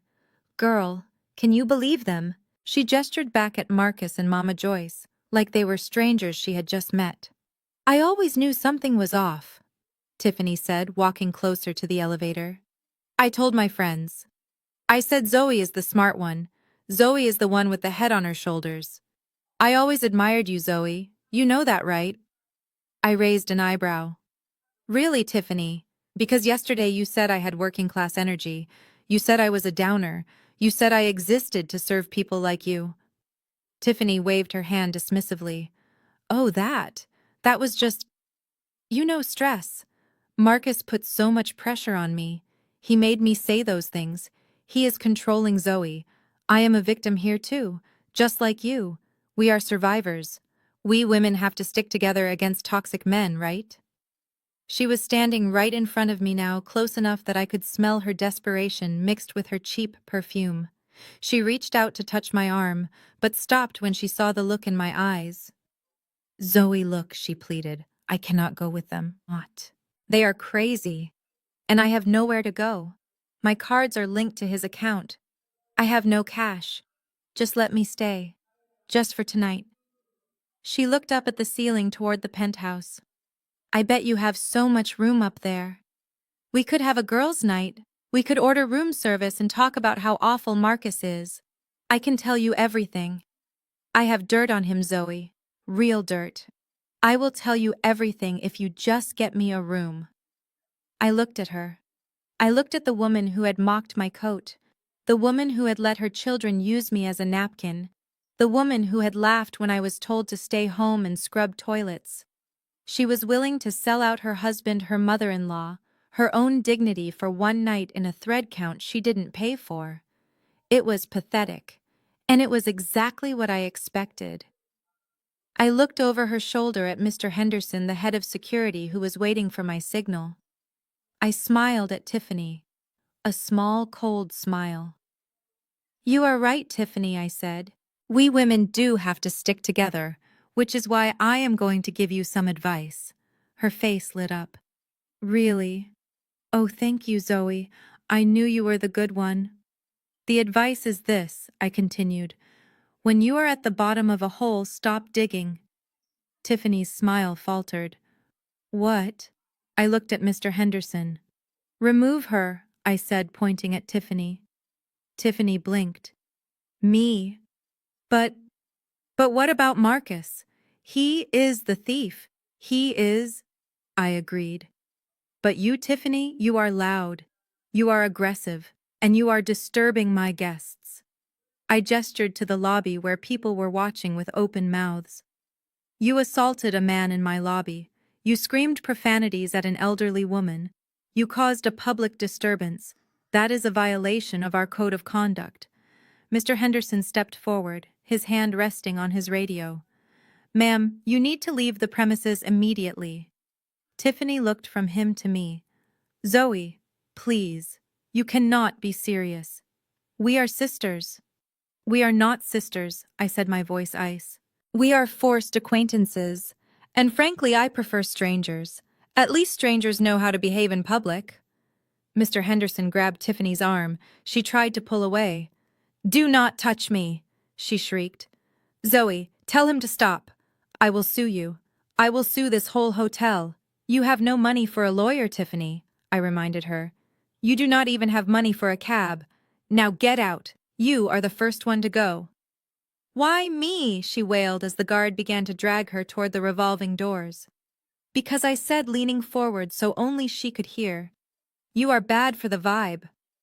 I watched as she was hauled away, her pink velour tracksuit a blur of motion against the marble floors. She was kicking and screaming, cursing my name, cursing Marcus, cursing the day she met the Robinson family. The doors spun and she was deposited onto the sidewalk into the humid Miami heat. I turned back to Marcus and Mama Joyce. They were staring at me with wide, terrified eyes. They had just watched the loudest person in the room get silenced with a single sentence, and they knew they were next. I pressed the button for the penthouse again. "One down," I said. "Two to go." The eviction of the Robinson dynasty was less of a royal procession and more of a sanitation exercise carried out with military precision.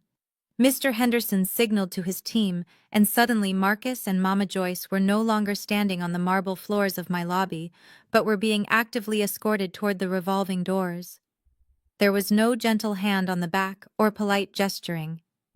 Two guards flanked Marcus, gripping his elbows with enough force to make him wince, while a third guided Mama Joyce, who looked as though she had forgotten how to use her legs.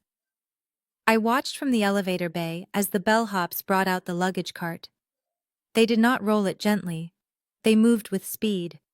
When they reached the curb, they did not stack the bags neatly for loading.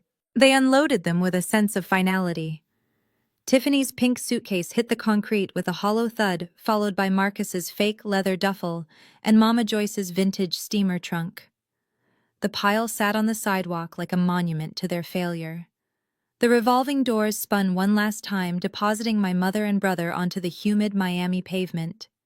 They stumbled slightly, blinking in the harsh sunlight that was rapidly disappearing behind a wall of dark, ominous clouds.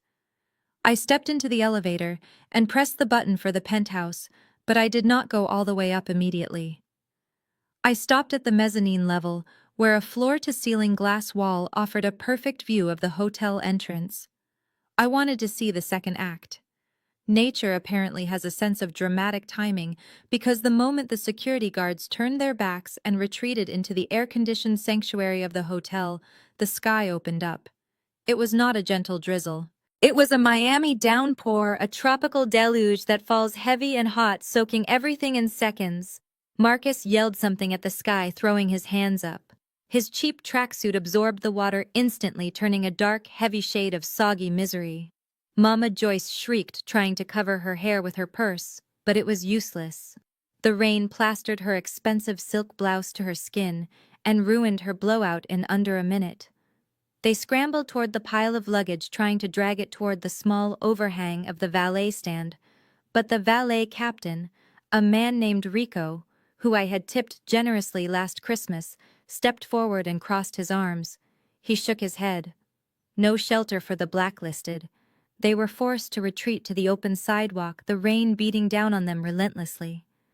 I watched as Marcus pulled out his phone, his wet fingers fumbling with the screen. He was calling hotels. I knew this because I had anticipated it. Earlier, while they were screaming in the lobby, I had sent a mass alert to the hospitality network of Miami. It was a simple notification reserved for high-risk guests. A flag that indicated non-payment fraud and abusive behavior. In a city that runs on tourism, nobody wants a guest who screams at staff and has maxed-out credit cards. I could see Marcus shouting into the phone. I imagined the conversation. He was calling the Four Seasons, the Ritz-Carlton, the Mandarin Oriental, and every single one of them was running his name and seeing the red flag I had planted. No rooms available, sir. Fully booked for the holidays. We cannot accommodate you at this time. He slammed the phone down, pacing in a tight circle, splashing in the puddles that were forming around his sneakers. He turned to Mama Joyce and shouted something, flailing his arms. She shouted back, pointing at the luggage. Then they remembered the car. The rental car Marcus had secured after the limo failed to materialize. It was not a luxury SUV. It was not even a full-size sedan. It was a compact economy car, the kind they give you when everything else is gone.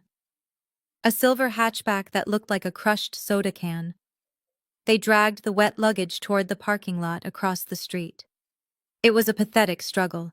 The wheels of the suitcases caught in the cracks of the pavement. Mama Joyce slipped once, catching herself on the hood of a parked taxi, her dignity washing away with the rainwater in the gutter. They reached the car. It was tiny. There was absolutely no way all that luggage was going to fit. Marcus opened the trunk and shoved Tiffany's pink suitcase inside. It took up the entire space. He tried to jam his duffel bag on top, but the trunk would not close. He slammed it repeatedly, frustration making him violent, until the latch finally clicked, leaving the trunk lid partially open and secured with a bungee cord he found in the back seat. Mama Joyce's trunk had to go in the back seat. That left exactly 2 seats, the driver's seat and the front passenger seat. They squeezed inside, slamming the doors against the rain. The windows of the car steamed up almost instantly, creating a foggy cocoon of misery. I could not hear what they were saying, but I could see the car shaking. It was rocking back and forth with the force of their argument. Arms were flailing silhouettes against the fogged glass. Inside that car, the air must have smelled of wet dog, damp wool, and desperation. Marcus was likely blaming the bank, blaming the hotel, blaming me. He was probably screaming that it was all a mistake, that he would fix it tomorrow. But Mama Joyce was not buying it anymore. The rain had washed away her denial. She was sitting in a compact car in a parking lot on Christmas Eve, wet, cold, and homeless. Her golden boy was at the wheel, and he had driven them straight off a cliff. I imagined her voice, shrill and piercing. "You lied to me, Marcus. You said you were a king. You said we were VIPs. Look at us. We are sleeping in a car." And Marcus, cornered and humiliated, would have no defense but anger. "Shut up, Mom. Just shut up. It is Zoe's fault. She set me up. They were trapped together. No penthouse, no room service, no escape. Just 2 people who had built their lives on the backs of others, finally collapsing under their own weight." I watched for a few more minutes until the rain became a sheet of gray, obscuring the view. The car sat there, dark and small, surrounded by the towering lights of the city they could not afford to be part of. Satisfied, I turned away from the window and walked back to the elevator. I pressed the button for the penthouse. The doors opened into my sanctuary. The air was cool and scented with white tea. Soft jazz played from invisible speakers. The floor-to-ceiling windows offered a panoramic view of the ocean, dark and restless under the storm. My staff had prepared a light supper: lobster thermidor, truffle risotto, and a bottle of chilled Chardonnay. It was laid out on the dining table under the soft glow of the chandelier. I dismissed the staff, telling them to go home to their families. I wanted to be alone. I poured a glass of wine, the liquid pale gold in the crystal. I walked out onto the covered balcony. The wind was whipping the rain around, but up here, I was protected. I was high above the storm. I walked to the railing and looked down. 70 floors below, on the dark, wet street, I could just make out the shape of the silver hatchback. It was still there. It was still rocking. I took a sip of wine. It was crisp and cold. "Merry Christmas, family," I whispered into the wind. I raised my glass in a mock toast to the tiny car below. "You wanted a family trip," I said to the empty air. "You wanted to be together. Well, now you are. Just you and the truth cramped in a compact car." I took another sip and turned my back on the view.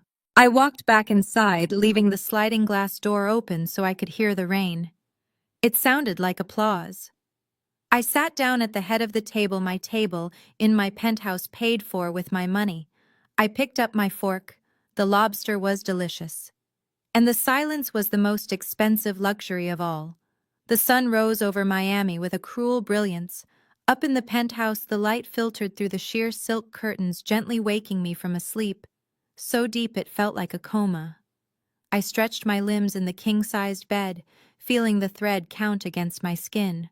My body was rested, my mind was sharp, and my conscience was clean.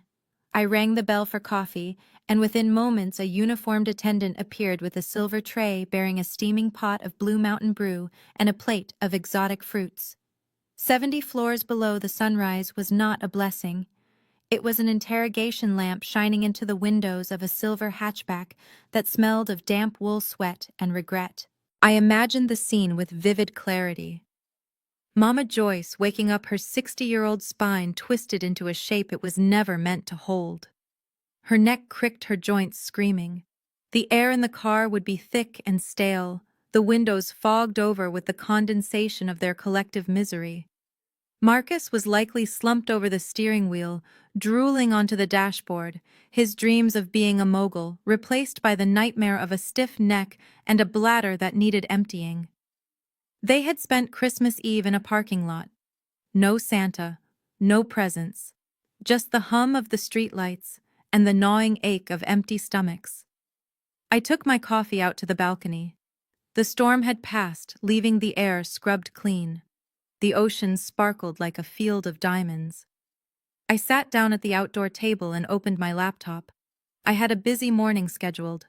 My broker in the Caribbean had sent over the final prospectus for a private island in the Exumas I had been eyeing.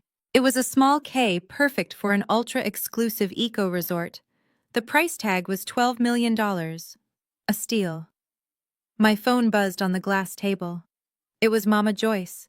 I let it ring for a moment, taking a sip of coffee. I watched the name flash on the screen. Mom.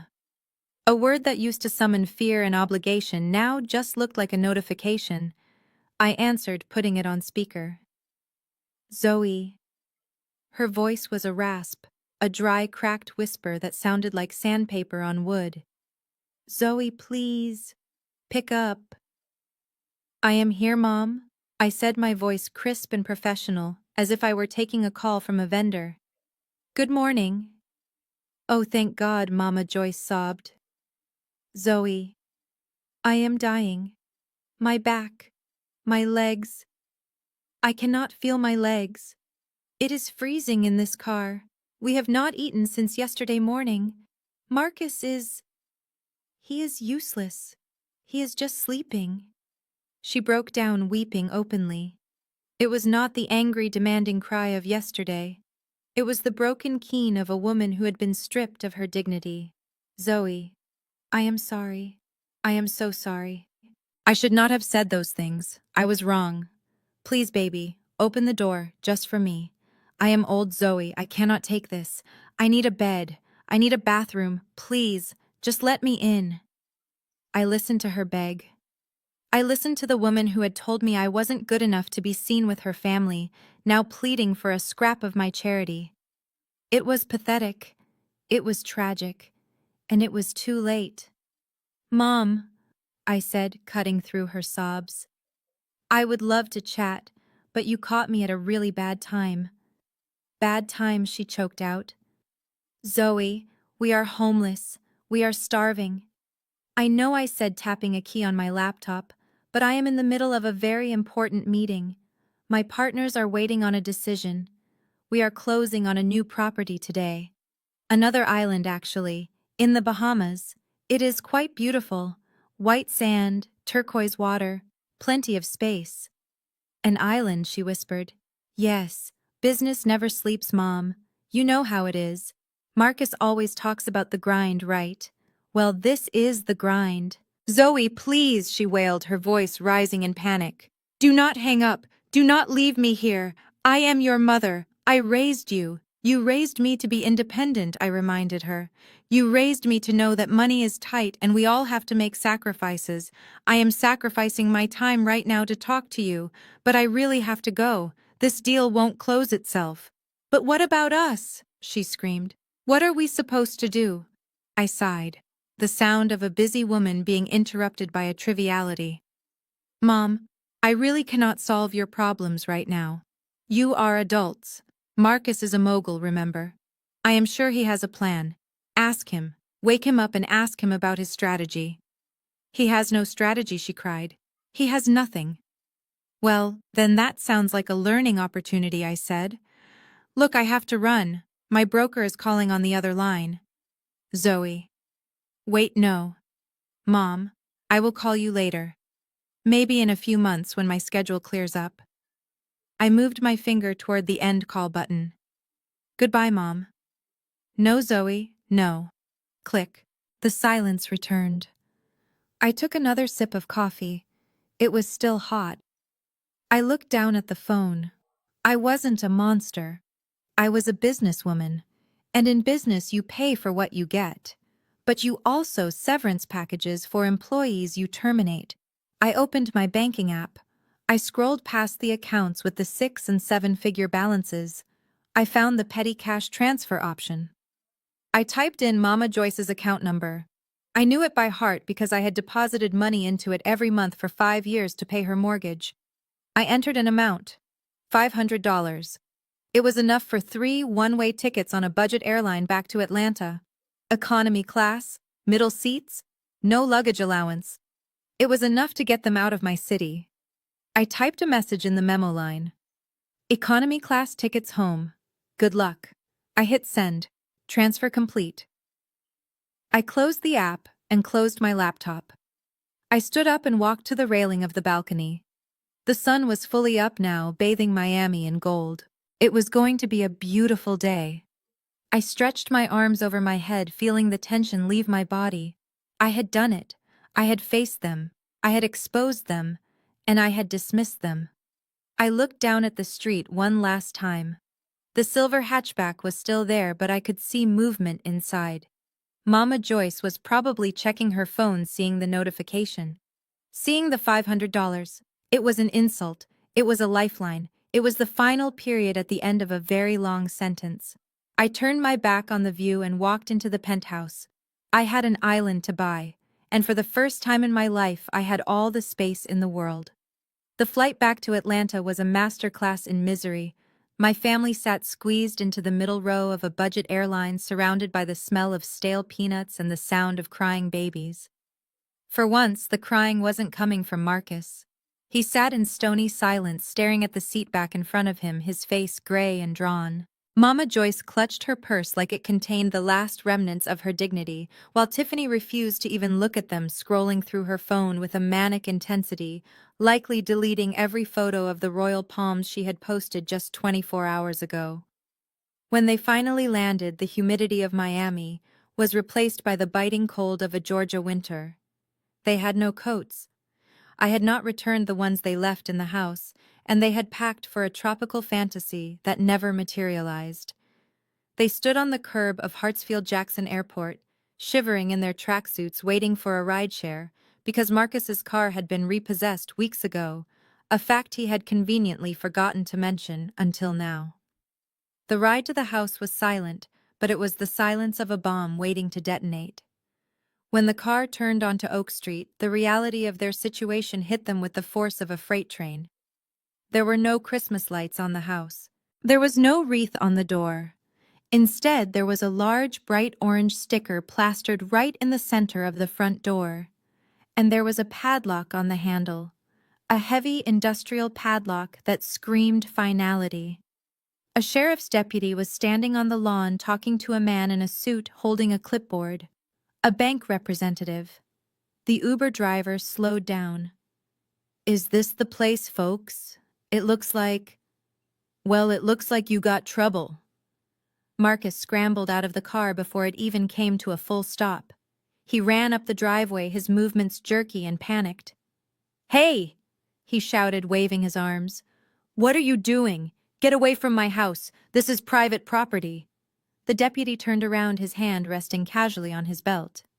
"Sir, are you Marcus Robinson?" "Yes, I am Marcus Robinson," Marcus panted, trying to summon the arrogance that had served him so poorly in Miami. "And I demand to know why you are trespassing." The bank representative stepped forward. "Mr. Robinson, we are executing a foreclosure order.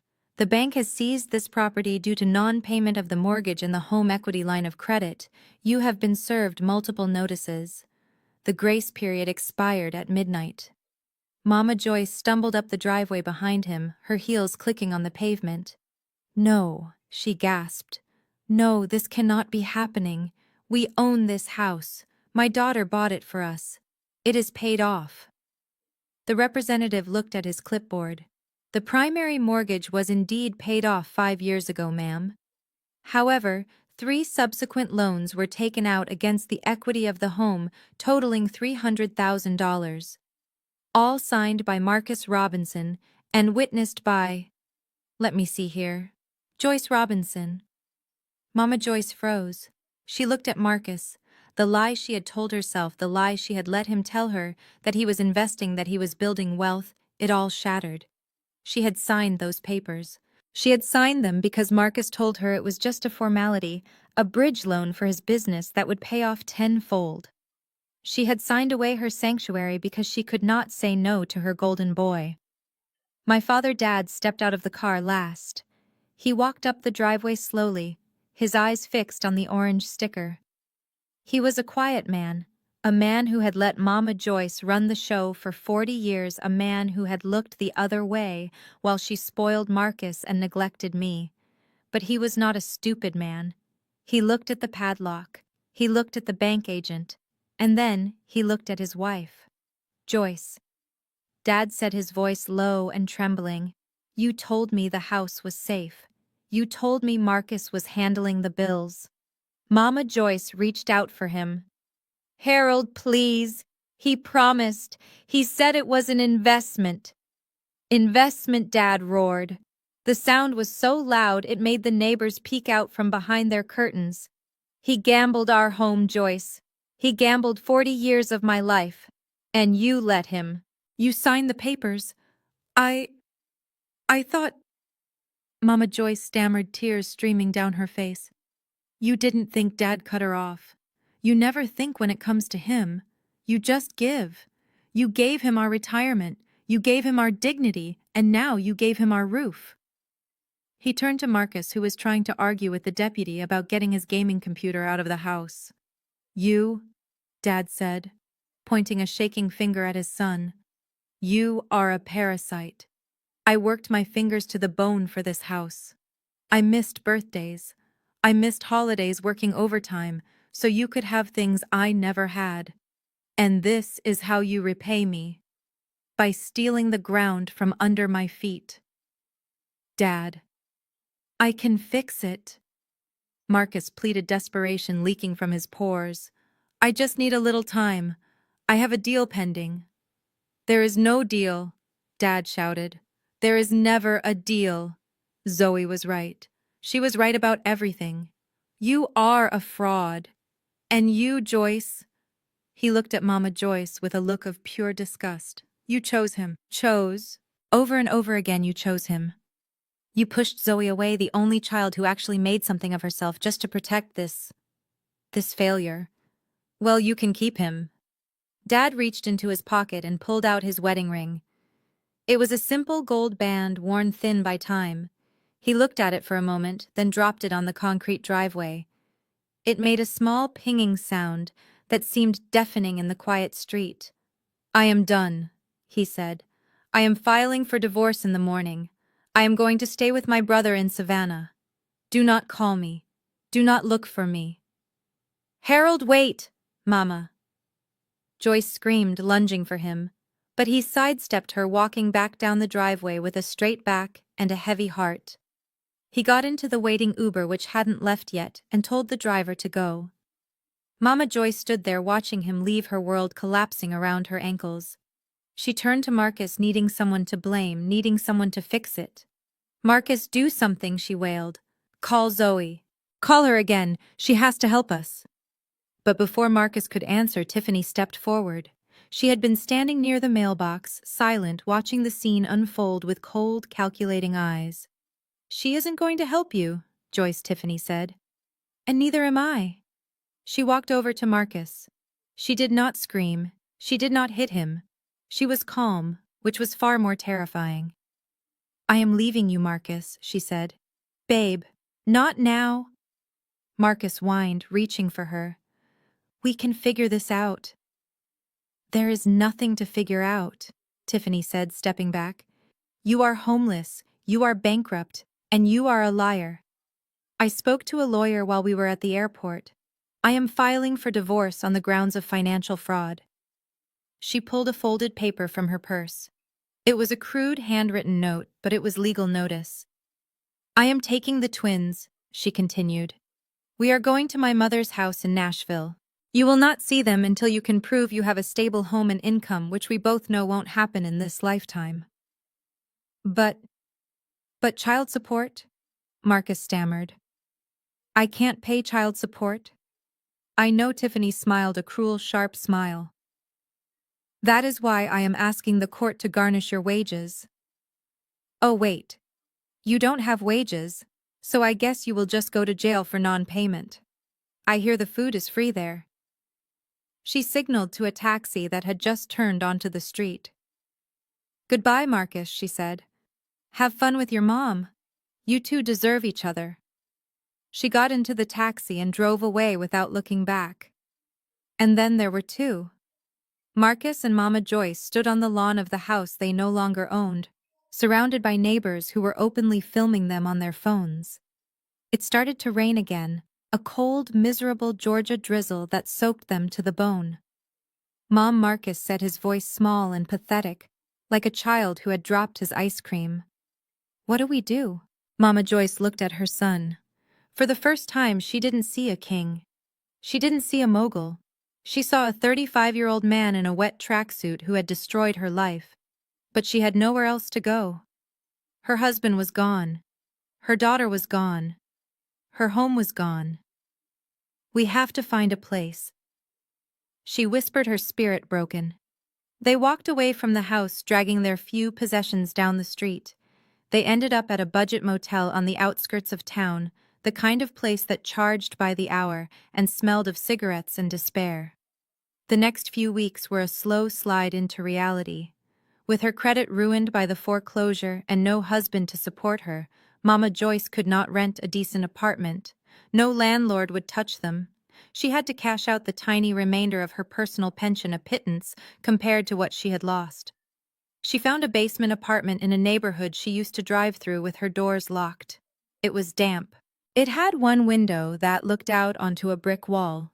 The carpet was stained, and the heating rattled like a dying engine. Marcus had to sleep on a pull-out sofa in the living room.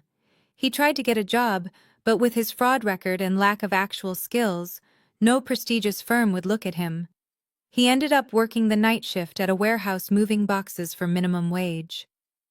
Mama Joyce spent her days sitting in the dim light of the basement, staring at the wall. She thought about the Christmas dinners she used to host. She thought about the crystal chandelier. She thought about me. She tried to call my number again and again, but the line was dead. I had changed it. She realized then that the silence was not a punishment, it was a verdict. She looked at Marcus sleeping on the couch, mouth open, snoring loudly, still wearing the tattered remains of his Gucci tracksuit. She had bet everything on the wrong child. And now she was living in the house that betting built. A house of cards that had fallen flat, leaving her buried underneath the weight of her own choices. 6 months is a long time in the business world, but it is an eternity when you are living in a basement. The world kept turning, the seasons changed from winter to spring, and the headlines shifted from one scandal to another. But one face remained constant on the newsstands. One story captured the imagination of the public and refused to let go. It was a Tuesday morning in June when the latest issue of Forbes Woman hit the shelves. The cover was striking. A woman stood against the backdrop of a turquoise ocean wearing a white power suit that cost more than a mid-sized sedan. Her hair was sleek, her chin was lifted, and her eyes held a secret that only she knew. The headline screamed in bold gold letters, "The Queen of Hospitality: How Zoe Robinson Built an Empire in Silence." Marcus saw it first. He was double-parked on a busy street in downtown Atlanta, the hazard lights of his delivery van flashing.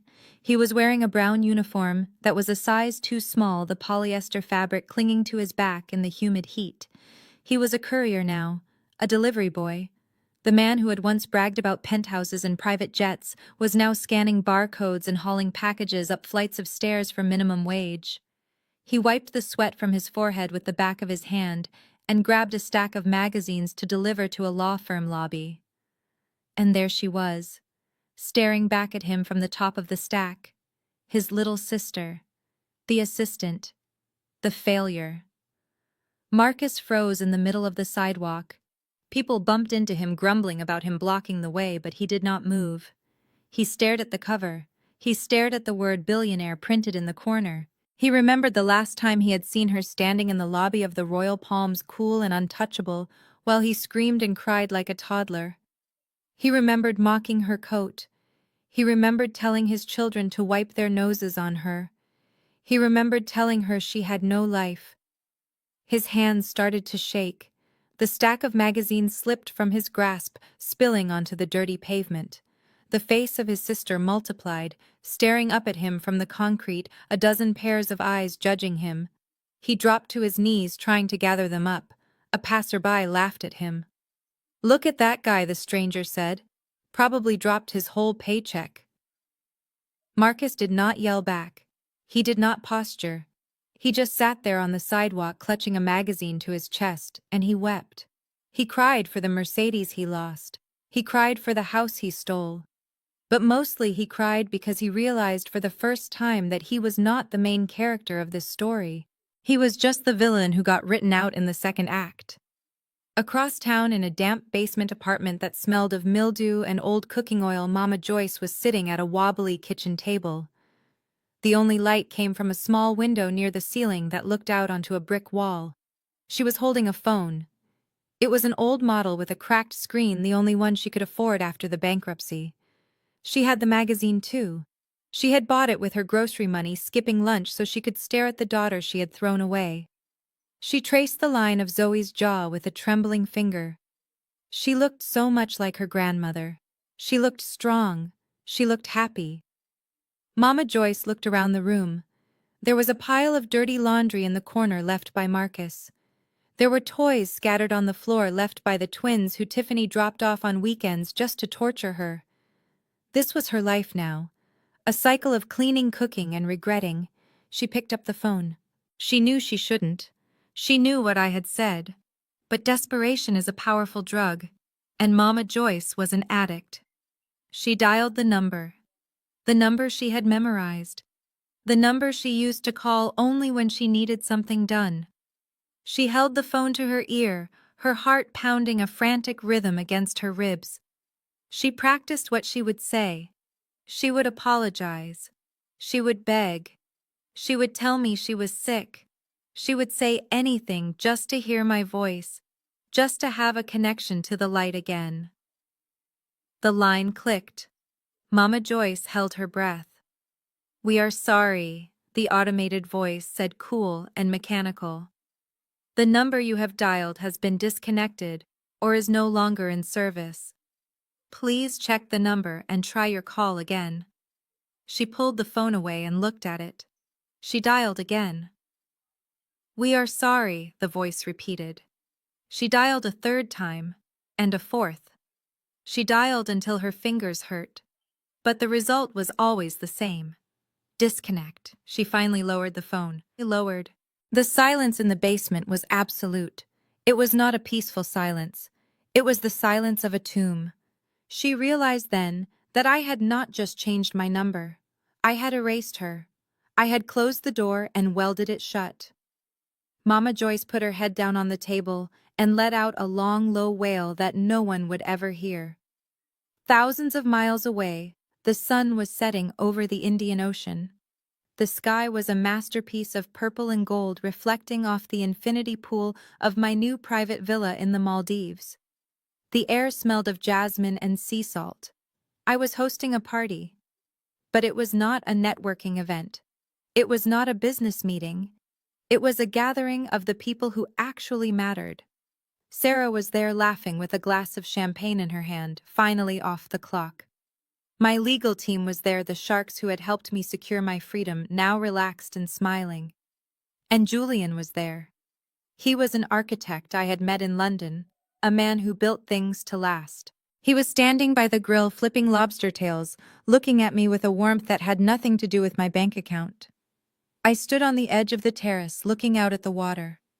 I wore a simple silk dress, my feet bare against the warm stone. I held a glass of vintage wine, the same kind I had opened in the lobby of the Royal Palms. I thought about Marcus on the sidewalk. I thought about Mama Joyce in the basement. I thought about the family I was born into and the family I had built. Julian walked over and wrapped an arm around my waist. "What are you thinking about?" he asked softly. I looked up at him. I looked at the friends laughing around the fire pit. I looked at the life I had created. "I am thinking about space," I said. "Space?" he asked. I nodded. I turned to look directly into the camera that was filming the documentary about my life, the final scene of the story I had reclaimed. "My mother told me there wasn't enough space for me," I said, my voice steady and clear. "She told me I didn't fit in their car. She told me I didn't fit in their penthouse. She told me I didn't fit in their lives." I took a sip of wine and smiled. They were right. I didn't fit. I was too big for their small world. I was too real for their fake lives. I looked back at the ocean, the horizon stretching out forever. They said there was no space for me on their trip, so I built my own world. And now, looking at the life I have, looking at the peace I have found, I realized something very important. I raised my glass to the camera. There is no space for them in mine. I turned away from the lens, walking back toward the light and the laughter of my chosen family, leaving the darkness behind me where it belonged. The most powerful lesson here is that your worth is never defined by how others treat you, even if they are family.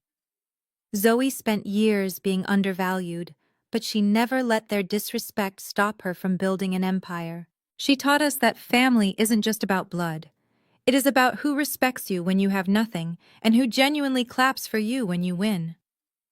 Walking away from toxic relationships isn't an act of cruelty. It is an act of self-preservation. Sometimes the best response to those who doubt you is simply to outgrow them. If this story inspired you to set boundaries and claim your own power, hit that subscribe button for more tales of resilience and triumph.